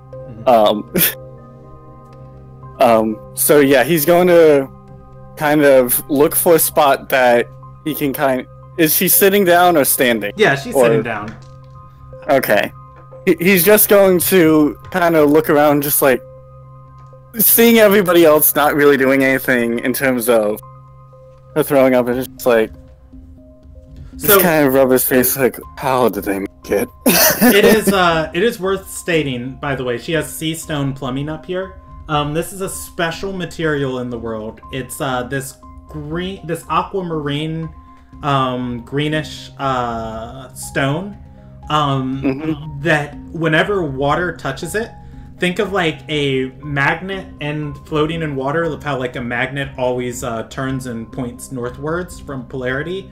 Whenever water touches this stone, it's the inverse. Water always moves across its surface in one direction.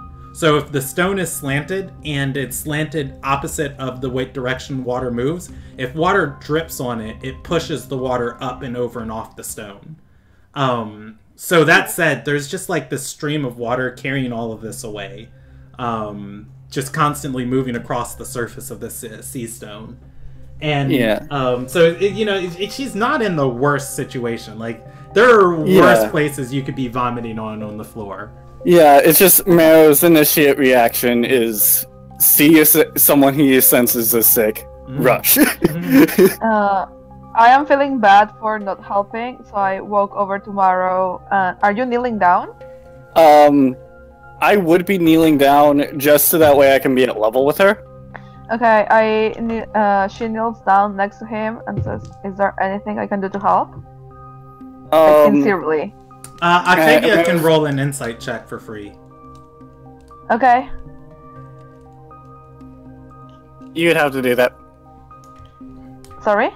I'm saying too. Oh, yeah. Sorry, I was just like, what? Come on, roll that insight check. Yeah, I'm gonna roll it with advantage for her. I was waiting for it. Yeah, because Marrow will help. Sorry. Alright. Getting, like, her, clenching her stomach, looking at her, like, sitting down like this, Octavia can kind of gather that there is some feminine problem going on here, just like from her posture and everything going here. Like really discerning if she's pregnant or not. That would be like a medicine check you'd have to make, but you can conjecture because like, Oro. Not really. If you're a woman, it's like depends on how far it is. Yeah, that's what I said. Like it, and that's like you're not gonna be able. You said throwing up, and I said pregnant. Yeah, and that's what, like you can conjecture like ooh because Oro told you like what they used to do. And like, as you kneel down and say, is there anything we can do to help? He is going to run his hand like over his face and say, I don't know. I don't want to leave her side. Ariana is going to point back and say, I'm commanding you to leave my side and serve our nation. These times of strife will be ended, and that requires diligence from us all. And Marrow's going to say, a wounded hound can't bark confirmed orders. Lost in translation will happen. You need to heal. You need to relax. Octavia wants to bark so badly, but she doesn't. And it's just like he's trying to be comforting, but at the same time, like, kind of giving off the vibe of I'm not going to listen to you until I know you're at least that you're at least healthy enough that you're not going to die in the next couple of moments. He sounds very confident. She's going to look back and say, I received a sending last night from Alice. She's devising a new plan to close that portal since that metal is not gonna work. Go meet with her today. Those are my orders. Meet with her after I have care of you sick. And then he's going to have to do a stealth check. In terms of he's going to whisper, do a stealth check to ask her how far. That'd be a stealth check, kind of whisper like how far, or kind of along the lines of go ahead. How far along are you? Oh wait, that's with advantage. Ouch. Yeah. Oh. Yeah, so you're gonna whisper how far, and like everybody is going to hear this, and Oro is going to say how far what? Ariana's going to look back, look to Marrow, look at everybody crowded around her, and say, there's no reason to hide it. A few weeks at most. Oro's gonna say, a few weeks of what? Marrow's just going to look up at him and just shake his head, going, if you don't understand, you would be better off making sure that your errand boy goes off and gets the right medicine for her. Alright, so... No.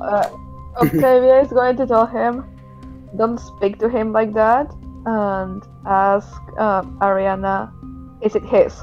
Okay, so it's very good you said that, because Oro is standing up with a hand over the hilt of his sword, Tarum, same posture, both going to draw it, and then Octavia's like, hey. Oro is hot-headed, and... God, is this the place where Ariana has this conversation? And she's going to bury her hands. Oh my God! This is so. And she's going to bury her hands and say, "Goddess of the sea, give me strength to endure this." Yes. And she's What? And Marrow's just gonna mutter under his breath, his old saying, just spirits help us. So Oro has rolled a nat 1, and a 3 on insight checks before finally rolling a 20, and all of this is going to come crashing like down on him of like, and he's going to say, I'm gonna be a father? An ignorant one at that. just saying that under his breath. Just ignorant one at that. And Ariana is going to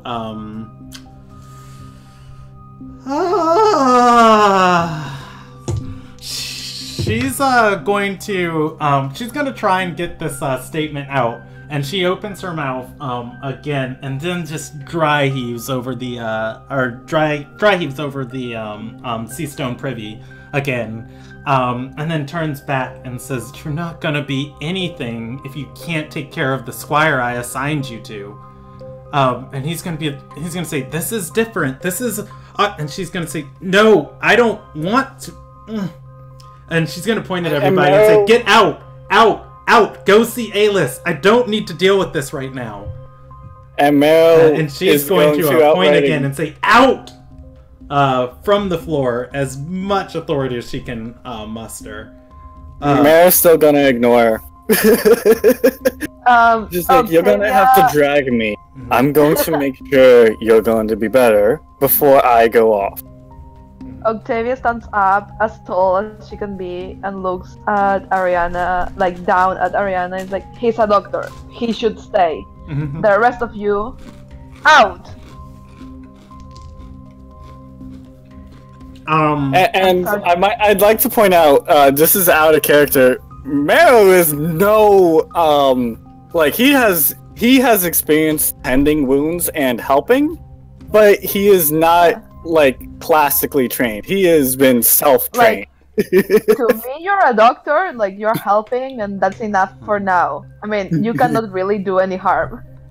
Alright, so the rest of the party is going to begin shuffling out. Father A, Emerald, and Oro is just like shocked. Clearly, like she puts a hand on him. It's like, not you. Well, I mean, he is starting to walk out, but you know, he's more petrified at just he doesn't know what to do. Matt's also going to be like, where is that Squire Hook? The sage should be easy to find unless you have no lavender. This keep is massive. It takes up about a tenth of this entire side of town. Okay, fair enough. It's just like Maro's just so used to having stuff like this on hand. Yeah. And he currently does not, unless I... Could I do a survival check and check through my explorer's pack? Once, do you have an... no, you wouldn't have any in your explorer's pack. Do you have an herbalism kit? Do I have herbalism? I do have an herbalism kit. Alright, yeah, so your herbalism kit, you would have some of those herbs on hand. Alright, so Maro's just gonna kind of just look around and just like, oh wait. And kind of and just like pulls out he pulls this out just like worst doctor. Yeah, it's like, is he a doctor? Amputates the leg and is like, oh, that's the wrong one. It's supposed to be the other leg. Alright, hold still. No, it's just like Maro forgot that he brought that with him. He usually has that set where his camp is. Alright. So Maro is going to use oh boy. He's going to pull out some of the sage and start burning it would help? Or having burning it or chewing it. He'll start with the herbalism kit. Have a way to crush. Yeah, it has the herbalism kit comes with a pestle and mortar. Okay, I think that's what so. It's called a mortar and pedestal. Yeah. Pestle. Yeah, pestle and mortar. It's on page 154 of the player handbook. Okay, so he'll start. He'll pull out the herbalism kit and then they chew on this. And while he starts to the magistrate, chew on this, while he starts slowly watering the lavender petals, and just kind of having the aroma kind of linger nearby her. All right. So, you know, she's going to be doing so. Obviously, you know, Octavia's like stopped Oro in the doorway and bring him back. He's finally going to like find his breath. And, you know, before she can say anything to him, she's going to turn and say, "Were you ever going to tell me?" And Ariana, she's going to shake her head and say, "I'm in charge of a country now. This isn't something that I can deal with right at this moment." Maro's going to do... I'm going to do another medicine check in terms of checking how much she's been eating, and like how well has she been keeping herself up until this point. I mean, from what you can tell, if there's anybody that's well cared for in this country, it's definitely going to be the magnate. She's doing about, the best she can, but she's in that early phase of just like where your body starts transitioning and just getting ready for this process. So, okay. I mean, of course she has been taking care of her. Yeah, of course she looks thinner, but that's just biology. Like normal pregnant thinner. Yeah. Okay, and like I said, Mero's just going to casually do this while again still, just slowly, just having the aroma linger, and that should start helping her like ease tension generally in the room. Octavia's just like extremely happy that her favorite person in the world is Oro, even if he's very, very stupid. And thinking like a baby Oro is just the best thing. Oh yeah, Octavia's going to be an aunt. Yeah, like more family. She doesn't have like much family. Wow. Yeah. And Mero's just kind of looking at over these people and just kind of thinking to himself, just like, how did they not? Just like, just like how? You're in a Mexican telenovela now. Yeah, yeah, basically. So at this, like, as you guys are going back and forth, she's chewing on the sage or crushing up the lavender for the smell. I want to sing soothing like songs with my performers thing, like just very like low, like soothing, like lullaby songs. All right, go ahead and roll me a performance check with that didgeridoo. No, like I will not do it with that thing, like with my voice. Oh, with your voice of just like, I said yeah. soothing songs. Not annoying didgeridoo horns at people's ears. Yeah. Yeah, like the opposite of last time. Okay. Like for real. Yeah, and so you can go ahead. Oh wait, I have to roll that. I was just like, where's that performance? Yes, please. Yeah, and Mero, he's going to also try and find anything that's like a loose bag he could probably put some petals in. Okay. As well, just kind of make a makeshift, just like a little bag for her whenever she starts getting dressed. And so as you guys are like doing all of this for her, Oro is standing there, and the last thing that was said was were you ever going to tell me? And she has said no. And he is going to say, is this why you sent me away?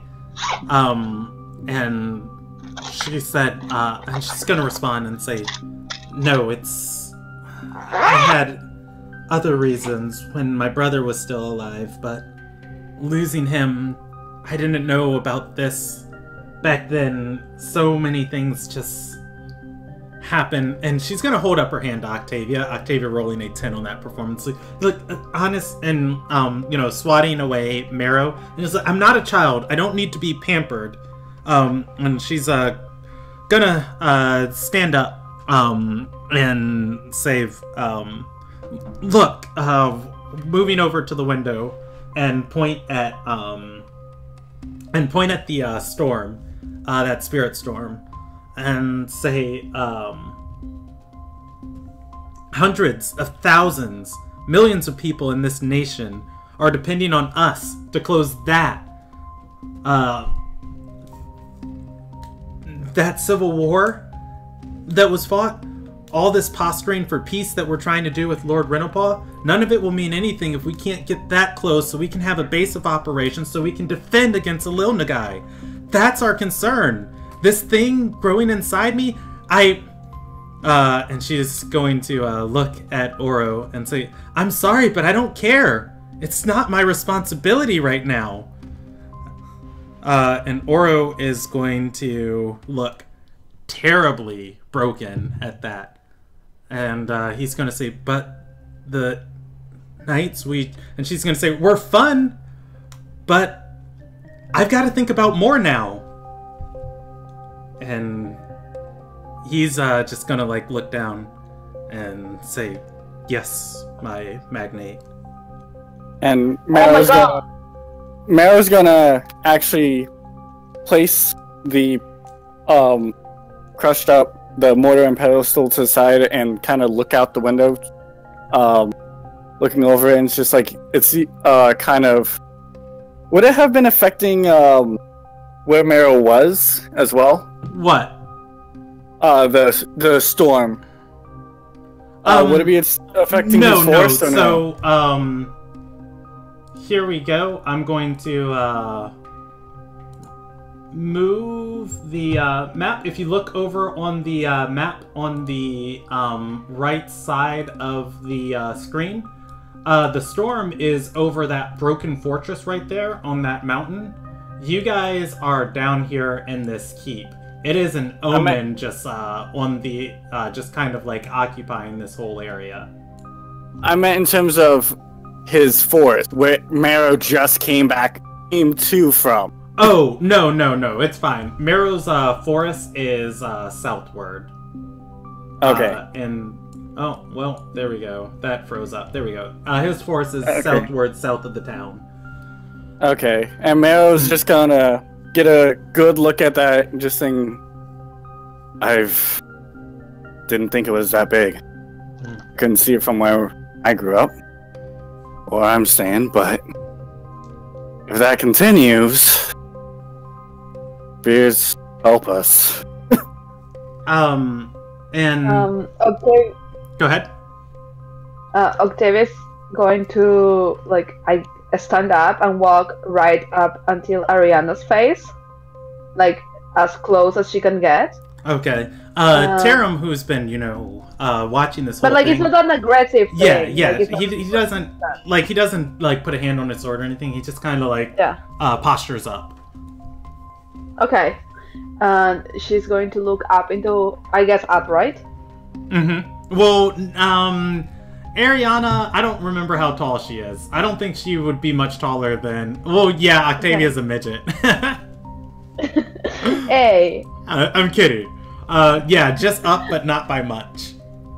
Yeah, into his face and say, taking care of the storm doesn't exclude that you need to take care of yourself and your baby. Don't be so obstinate. You can do both. Don't be this way. And she's gonna look down and say, "Oh, I can do persuasion."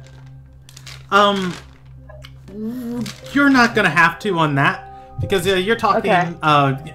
And you might further, and we'll discuss that if needed. And she's gonna say, "Oh, okay. Please don't get me wrong." And she's gonna say, and she's gonna look down and say, "I'm going to foster this life, but once it's born, I don't want it.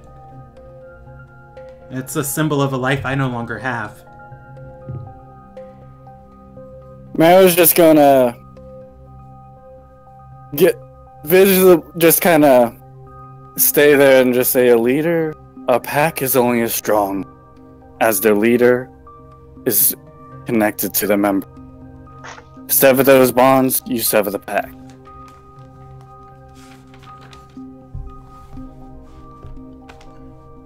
And just kind of put up his mortar and pedestal and just kind of...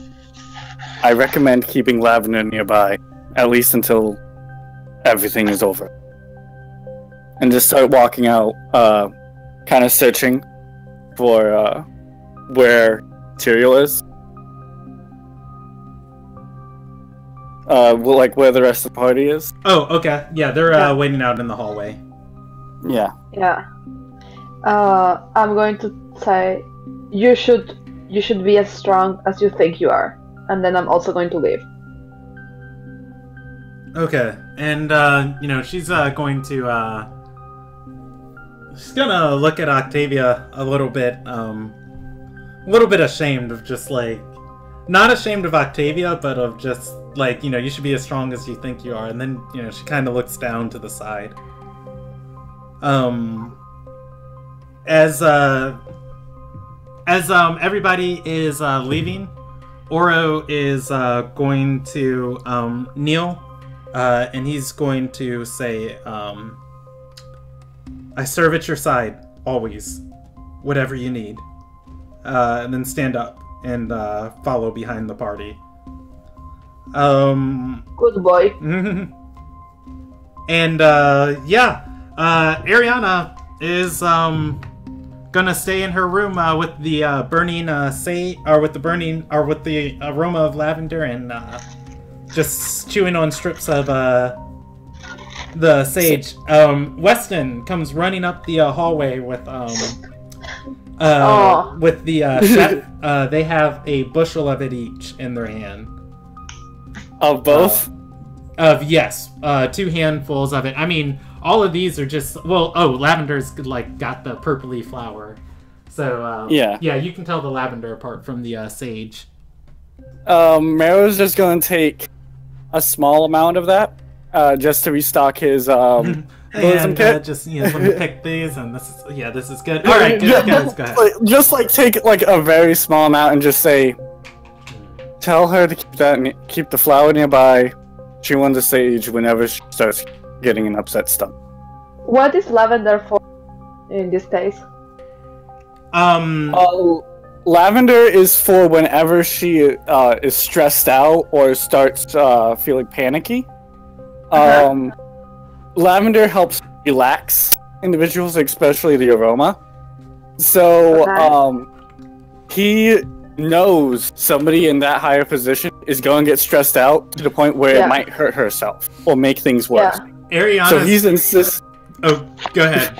Okay, then I want to take a spring of lavender like as they pass.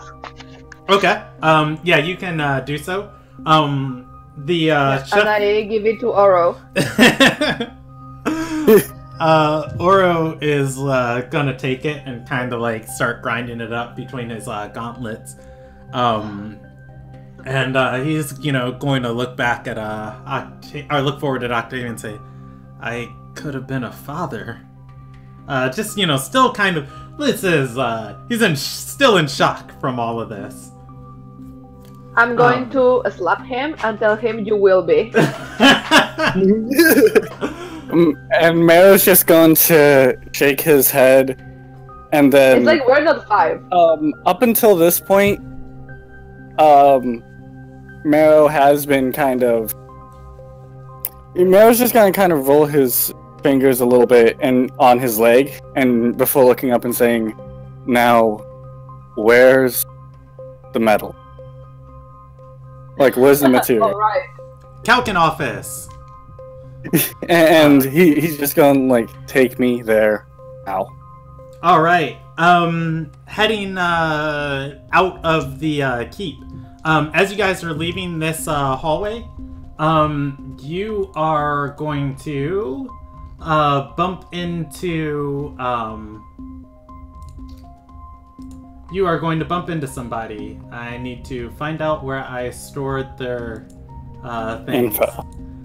Because your 96 event die, or 92 event die that you rolled earlier. Oh boy. High Councilwoman Anna Estelle is walking with a stack of parchments and scrolls in her arms. Her honor guard, her assigned guards following behind her. As for you, Wolf, the rest of the party knows this. High Councilmen have been falling like flies. I think the country has gone through 9 of them in the past 2 months of assassins, accidents, ghost sieges, civil wars, more assassins. Gotcha. And I do recall this person immediately saying, That she bites? Oh, yeah, Oro said that. And Anna is going to, like, see the whole party, and she's going to say, why the long horse-like faces? She's going to say, I see you must be making progress with the mages. I saw the ghost portal close last night for a few hours. That was nice. And a large smile painted across her face as, you know, she's looking between these solemn party members. And Marrow's just gonna step forward and just kind of look at the scrolls, half tempted to speak, and then he opens his mouth to speak and just like, if the portal opens, closes, and returns bigger, is that progress, or is that a setback? She is going to consider it and say, well, I mean, I guess it is a little larger in size this time, but at least there's optimism that there are ways to close it, albeit even though temporarily. Sometimes innovation just takes perfection. Or innovation just takes perfecting. Marrow, I'm gonna try and do a stealth check again. Because he does notice the parchment that she's carrying around. Okay. And he's going to, let's see if damn it! He is not stealthy. Alright, trying to look over at it? He was doing a stealth check to whisper, he was going to say, do you have anything on my... On your kind? On my kind, yes. And he'll lower his hood just to kind of, in hopes that he doesn't have to say it out loud. Okay, everybody is, you know, of course going to hear that of just like, you have anything on my kind. Anything of my kind? Yeah, and all of this attention is on Anna, who Marrow is standing next to and like leaning down and, you know, talking to. And she is going to say, I don't have the slightest insight to what your kind is, but if you'd like, it's my job to help you. I could instruct you on anything I know if you care to share more information. I want to whisper to him, she's not very good at helping. Mare's going to be... Does Octavia do that stealthily? Yes. Nat 1. Or try to, at least. And, what? Anna is going to, like, just look offended. And I'm never forgetting my charger again. And she's going to say, I will have you know, I was appointed by the, by all 4 Oculars chosen for the amount of knowledge I possess about this region to be the Sage of Ardor. Learning, understanding, Pelia, those are my concepts. Marrow is going to bare his teeth towards Octavia, with her being clearly able to see his larger, sharper canine teeth. Just in terms of, people said the same about me, hence why I'm trying to fix it. In terms of, people said the same about me, and you just trusted me to help her. Alright. What? Yeah, and as you say that, she is going to shove these scrolls and parchments. I was saying that to Octavia, by the way. Okay, yeah. I was wearing my teeth off.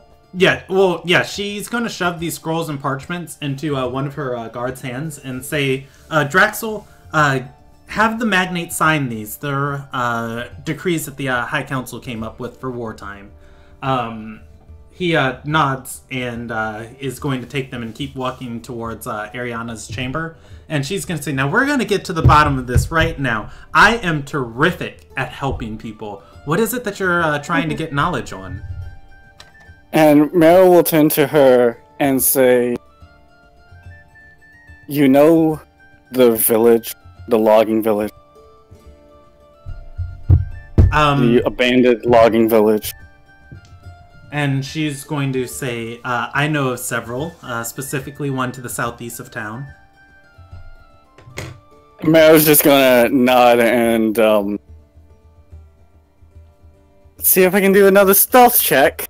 Oh, okay. Finally. So you, and it's going to click to her, and she's going to say, I can have something prepared and sent to you. Where's your address at in town? Mero's just going to... I'm not sure. My, contact, he's my contact role. Gotta find the name again. Kiro. Kiro. Yeah, Kiro. Is where would have it, but I'm not cursed. I'm half. Just that's the stealth check, is that he's kind of whispering I'm out. He's outright says what he is to her in the stealth check. Yeah, and she's going to nod and say, that's good to know. And she's going to say a couple members of the unrepentant paladins in Umia's orders, one of her only militant branches of faith, reported cleansing a town of lycanthropy up to the north. Cults surrounded, following, selling slaves into the Ruby Alliance. I've heard stories coming from the Chantry of their reports. That said, I'd say be on your guard. You know what lurks in those forests and what could potentially now be lurking all throughout the nation. I was just going to nod and just say, is there anything controlling? And she's going to say, shake her head and say, no, the gods are rather, the gatekeeper. The gatekeeper gave an item, a moonbow, a special one, made specifically for dispatching threats of that nature. The last I heard of it, it was broken apart several hundred years ago, possibly 1,000, scattered across the continent in small pieces, profaned, destroyed by whatever remnants of those kind that remain. And Mare's going to nod and just kind of, well, that's one goal down. Let's hope my other one doesn't go as badly. And Anna is going to clap her hands and say, see, if you need any other knowledge, come simply seek me. And Mare is going to nod and say, I'll keep that in mind. Thank you very much.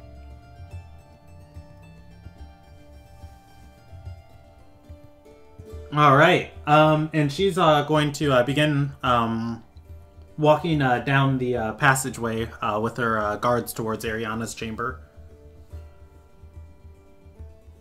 Oh, at this point, because Marrow finally took off his hood, it is noticeable that he is hairier. Mm-hmm. His face has visibly small hairs all over his face. All right. So let's like the upper part of his face, or like all his face. All of his face. All of his face. Okay. Like not like thick either. It's just like light hair. All right. Okay. So wait. Octavia is going to I'm still there, right? Yes, you are. Yeah. Octavia is going to look at him, like, intently at his face, and tell him, we don't need to talk about this. If you don't want to. Like, clearly he doesn't want to address this. Mary's going to look up and kind of just say, most hunt my kind. I lay low. I don't wish to be hunted, wish to be treated like dog. My kind are wild as what I'm a shifter. Think of that as you will. If that severs our bonds, be it. She's just going to look at him and say,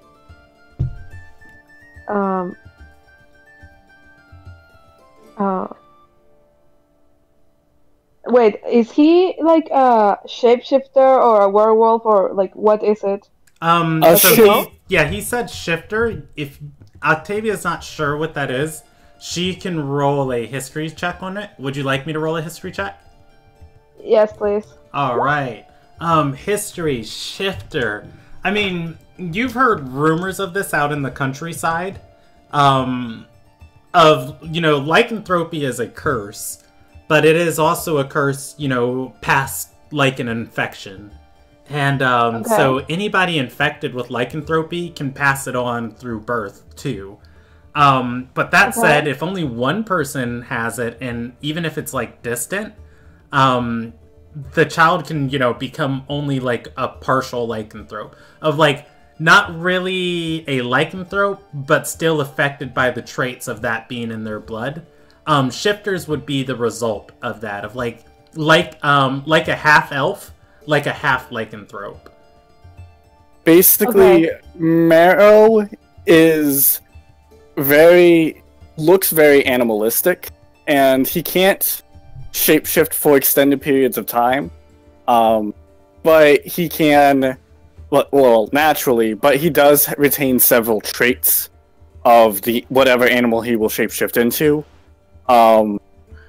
His hair being more of a dark brown, and his facial and side hair would be more so of a black.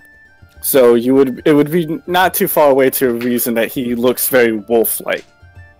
Yeah. So, if you were to think of a werewolf as half man, half wolf, a shifter would be 1/4 wolf, 3/4 man. Of just like, are those canine teeth? Is that claws? What? You can't have those. Why are you so hairy? Yeah. Grandma. Okay. Okay. So she says, most people are shit. You seem like a good person. We're okay.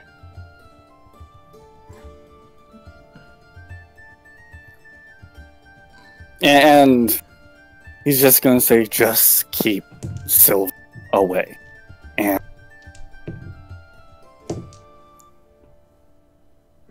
sorry, what? I didn't hear. And Bane. He's referring to Wolfsbane. Oh, okay. Wolfsbane being Cloud. Yeah. Okay.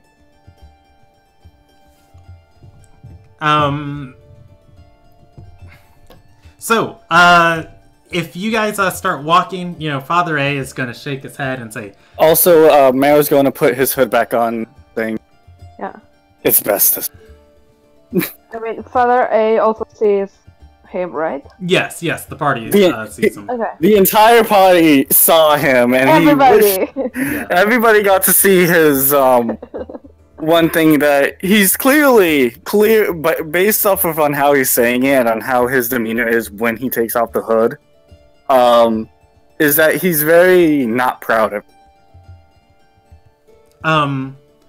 Okay, and so Father A is gonna say he's a werewolf. I'm a heretic. This guy, pointing to Oro, says this guy's about to be a dad, and we gotta go storm to close. What a great fucking day to be Ardorian. Just like kind of shaking his head as he is like walking by, like walking through. This information doesn't seem to faze him at all.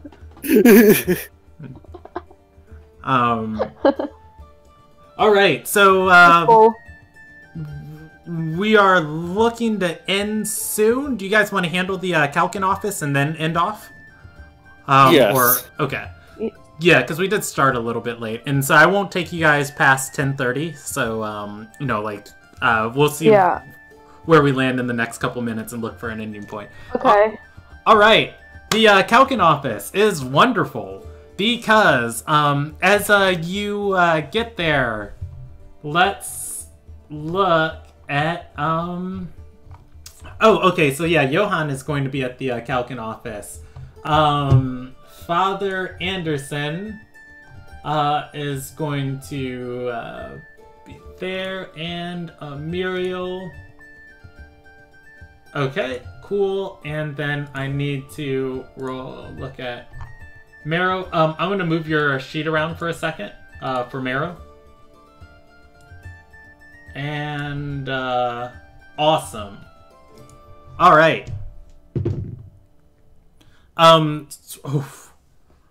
God, well, what is even stealth? So, the city proper is mostly, is mostly destroyed. This is where the most intense amount of fighting happened on this like northern island in the river, and the ships like laid all of the buildings like on the riverways like just to siege when those ghost ships were like destroying the capital. And so the city proper, I mean, there's some people around here doing construction, but it's still the ending of winter, and Ardorian winters are harsh. So there's maybe a soul on every other street as you guys are moving between the market rows. Across from the Kalkin office, there is an inn on this side of town. There at the inn, it is called the Silver Dagger Tavern, and there's like this inn has a stable area for anybody riding in through the city that needs to stable the horses, and most of it is empty at this point. However, there is a torchlight coming from it, and from what you can see in one of like the quick access stalls, there are people set up there with a table, just watching looking towards the Kalkin office, dealing cards back and forth.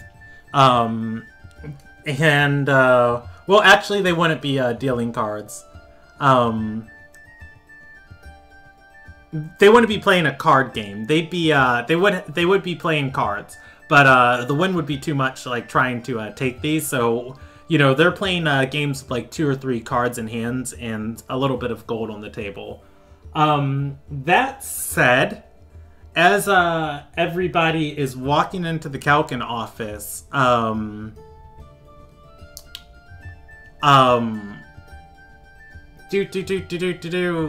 names Octavia, Oro, and Weston are going to recognize Tatus. Who? He's the guy who saw you at the graveyard last night. Oh. Great. And I'm with 2 people who don't think. Oro and Weston. I was about to say, Marrow's clearly shown he can think.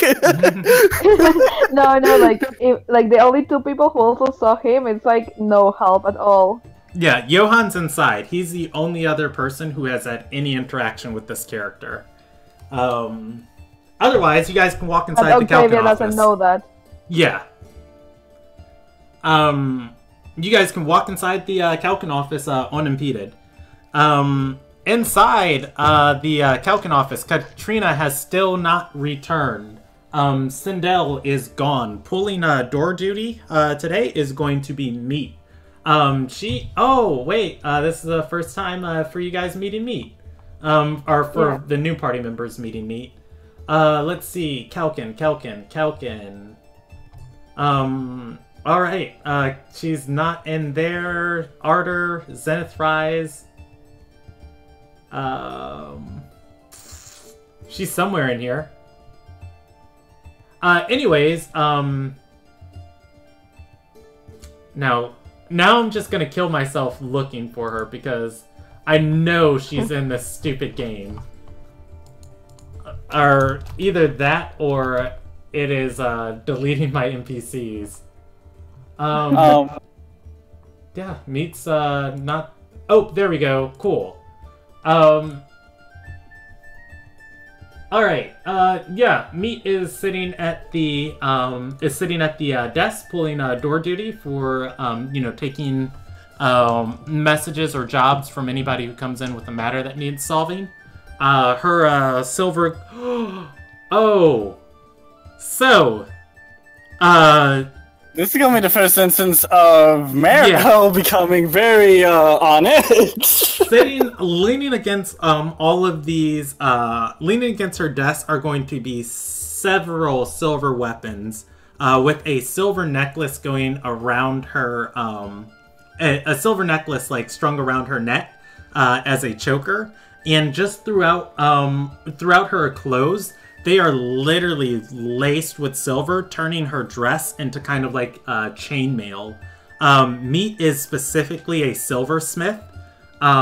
She works the material. This is what she does. She equips people with silver.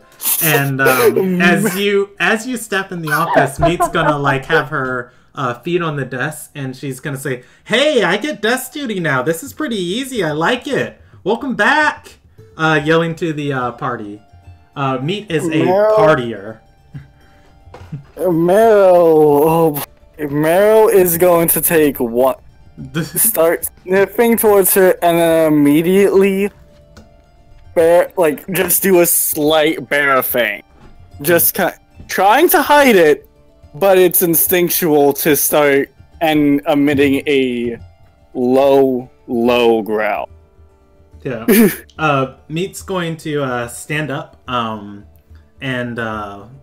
say, "Who's this?" Father Anderson is going to take his usual seat in the Calkin office near the hearth place, noticing Reyna is not here, and say, "Lord Esterai." Meat, who is also nobility, nods and says, "Nice to meet you, Meat. Ironweave." Hand forward. There is silver running through her glove. Oh boy. Okay. She has no idea who you are. And also, I didn't introduce this character as a foil to you. She was long here. Marrow is going to double check to make sure he has his glove on. Mm-hmm. And hold out his hand and just, "Arrow will be fine." Just kind of his hand shaking. And she's going to nod and say, "Not from the city, are you?" Okay. Just kind of shrugging. Just like, no. More so, guide through the forest. Former. Just saying reluctantly, I should have stayed in the forest. Oh boy. And as Meat, greets him, she's Emerald is going to be new to her too, because she was out on a job when he joined the office, or joined the party, and she's going to say, "Oh, Makana told me about you. You're the scholar employed by the Lady Alice," cutting herself off.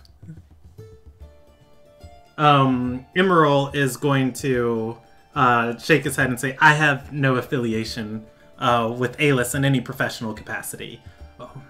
We have simply worked together once or twice just collecting knowledge. Her affairs are her own. But that material does concern me, and I am here on behalf of the diviners to discover more about its nature. And Meryl will add in it, and I am here for the logging village. And she's going to say, oh, that forest next to Somar Villa, isn't that where Lance saw those werewolves at? You live in that forest?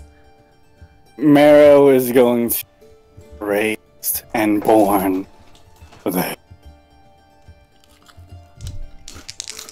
Meat's not the brightest cookie in the bunch, so...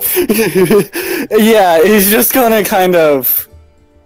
She, rolls a insight check, just for free, trying to put, 2 and 2 together, and she's going to tilt her head and say,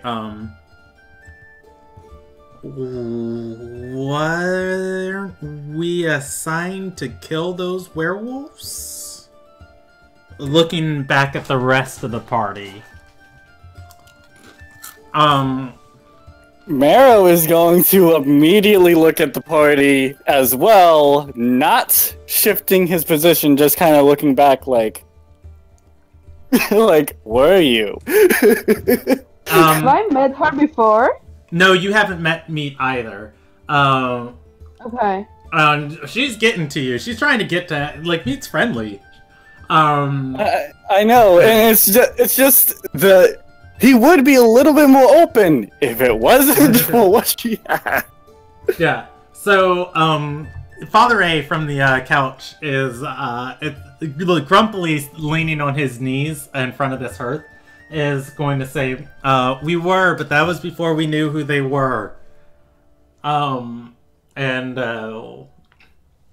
Johan's going to step down the stairs and joining the party as they've returned, and he's going to say, yes, but we had no intentions of going to that forest and killing them. They're intelligent. I wanted to negotiate with them. Peaceful treaty. And Johan is also going to consider he's also going to say, and if my memory serves correctly, they didn't attack Lance until he antagonized and tried to eat one of them. Arrow is going to give a very slow nod. Heard. I have been staying away from my plan for a while now. And Meat's going to tell you the whole story, and she's going to say, well, there was this knight that Ariana assigned to us, and she's going to say, I might not look it, but I'm actually Lady Ironweave. I still hold my title of nobility. I was once a knight for the Magnate.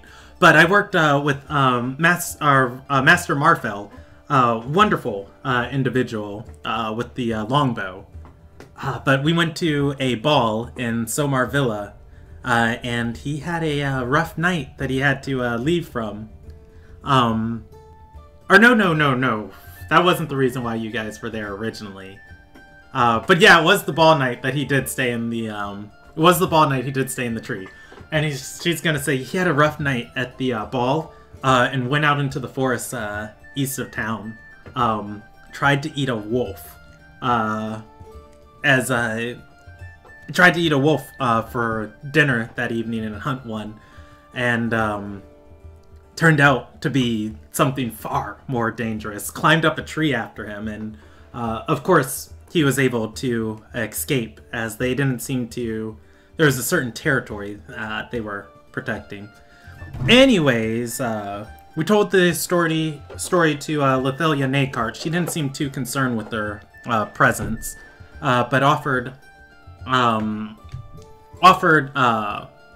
Lance several thousand gold to remove their presence. Johan's gonna say, I think she just wanted him to get himself killed.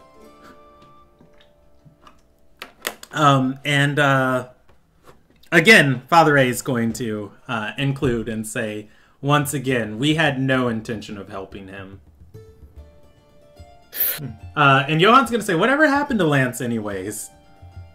Meat shrugs. Mero's gonna just imply, most likely, became what he was hunting, or died hunting it. And just moving through the line, Meat's gonna nod and say, well, if you're a friend, you're a friend. Looking to Octavia and say, oh, you're pretty. Where'd you come from? She's going to smile and like turn around like a pirouette. Wait, is Mero still glowing, by the way, or no? How long does prestidigitation last? Only an hour, so it would have worn off by now. Okay. You can be bright again. No, I was just double checking to make sure I wasn't like, because fur glowing, dark fur glowing makes no sense. It's like your clothes. Okay. So, as does Octavia say anything? She smiles and turns around and says, Octavia, nice to meet you. I mean, she loves getting compliments, so she's nice. Yeah, and describe to me what Octavia is wearing.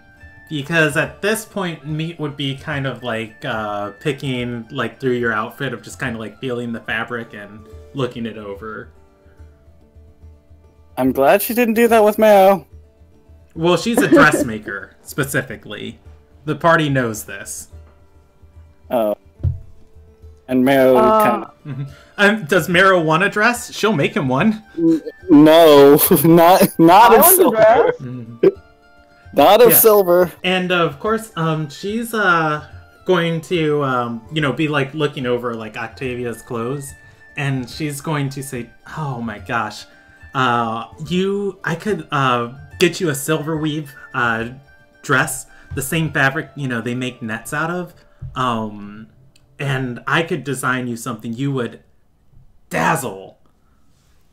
Or, no, she was not going to use that term. She's going to say, you would sparkle, you would light up, you would gleam. Mero's head is going to twitch every time she mentions silver, by the way. I'm going to cast prestidigitation on her and myself and say, I would love that. Meat is going to say, yes, if you're staying for any sort of time, I'll get your measurements, and I've got a free time to do some, I forgot the term of like what it means to craft chainmail, of interlocking all those links, and she's gonna say, "I'll get you something woven up." Oh, weaving! Ha! There we go. I'll get you something woven up at least in the next day or two. I've got a lot of free time on desk duty, and she's that's everybody new in the party, and she's gonna say, "Oh, well, don't let me keep you." Honestly, this is the best night and day of her life. You got to meet the magnate. You're gonna be a aunt. You saw an evil dude outside at a graveyard. It's a heck of a kids. You made a what? You made a freaking wild man glow. Yes. And you look sharp. Meat takes that as the best compliment of like, you see, so, I mean, she's in her, the party knows she's a shattered tiefling, so whenever she's exposed to magic, like high-level magic, she looks, demonic. But right now, she's in her, like her human form, and she puts a hand on her chest, the silver choker, kind of like the chains, the little links of it, jingling as she does, and says, "Oh, thank you."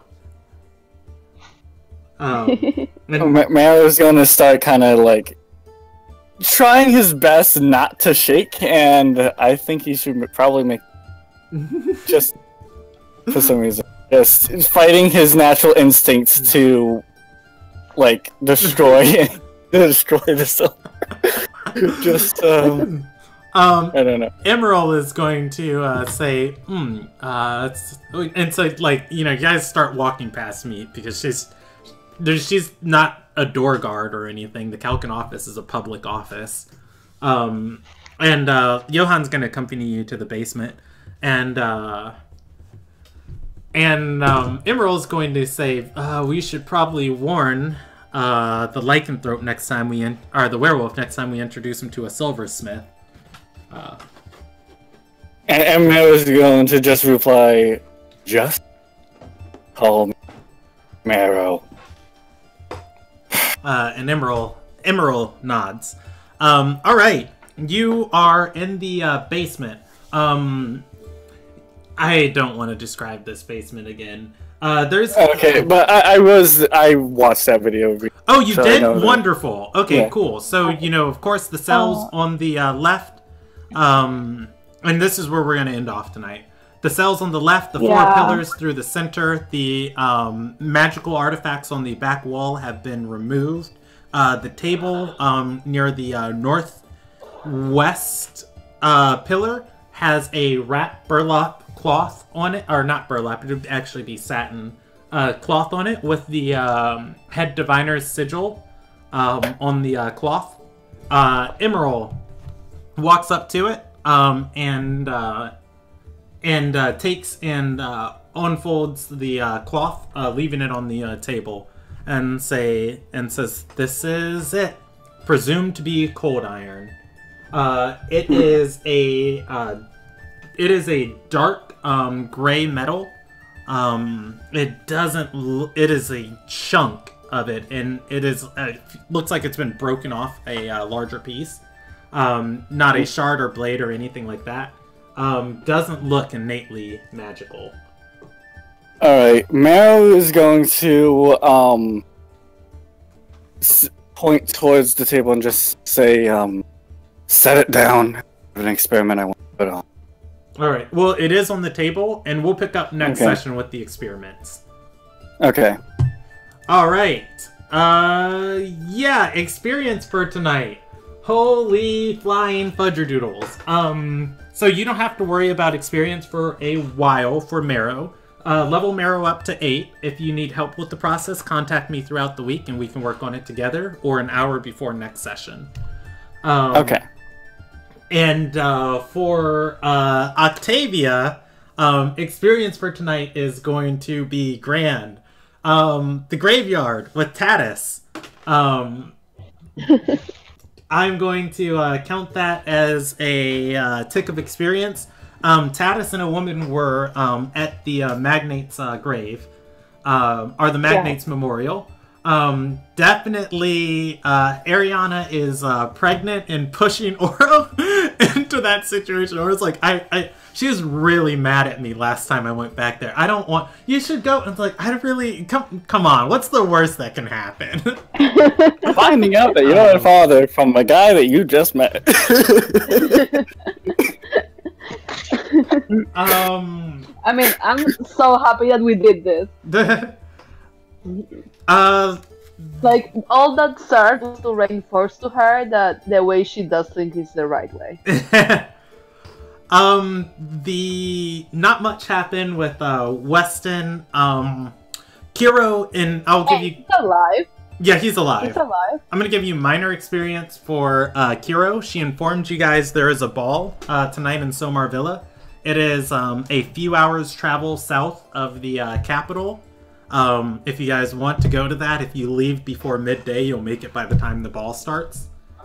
Marrow would definitely be going over there because after this experiment, he's probably going to be heading over there because he likes to keep his promise. No, it's several hours away. It's a whole town south.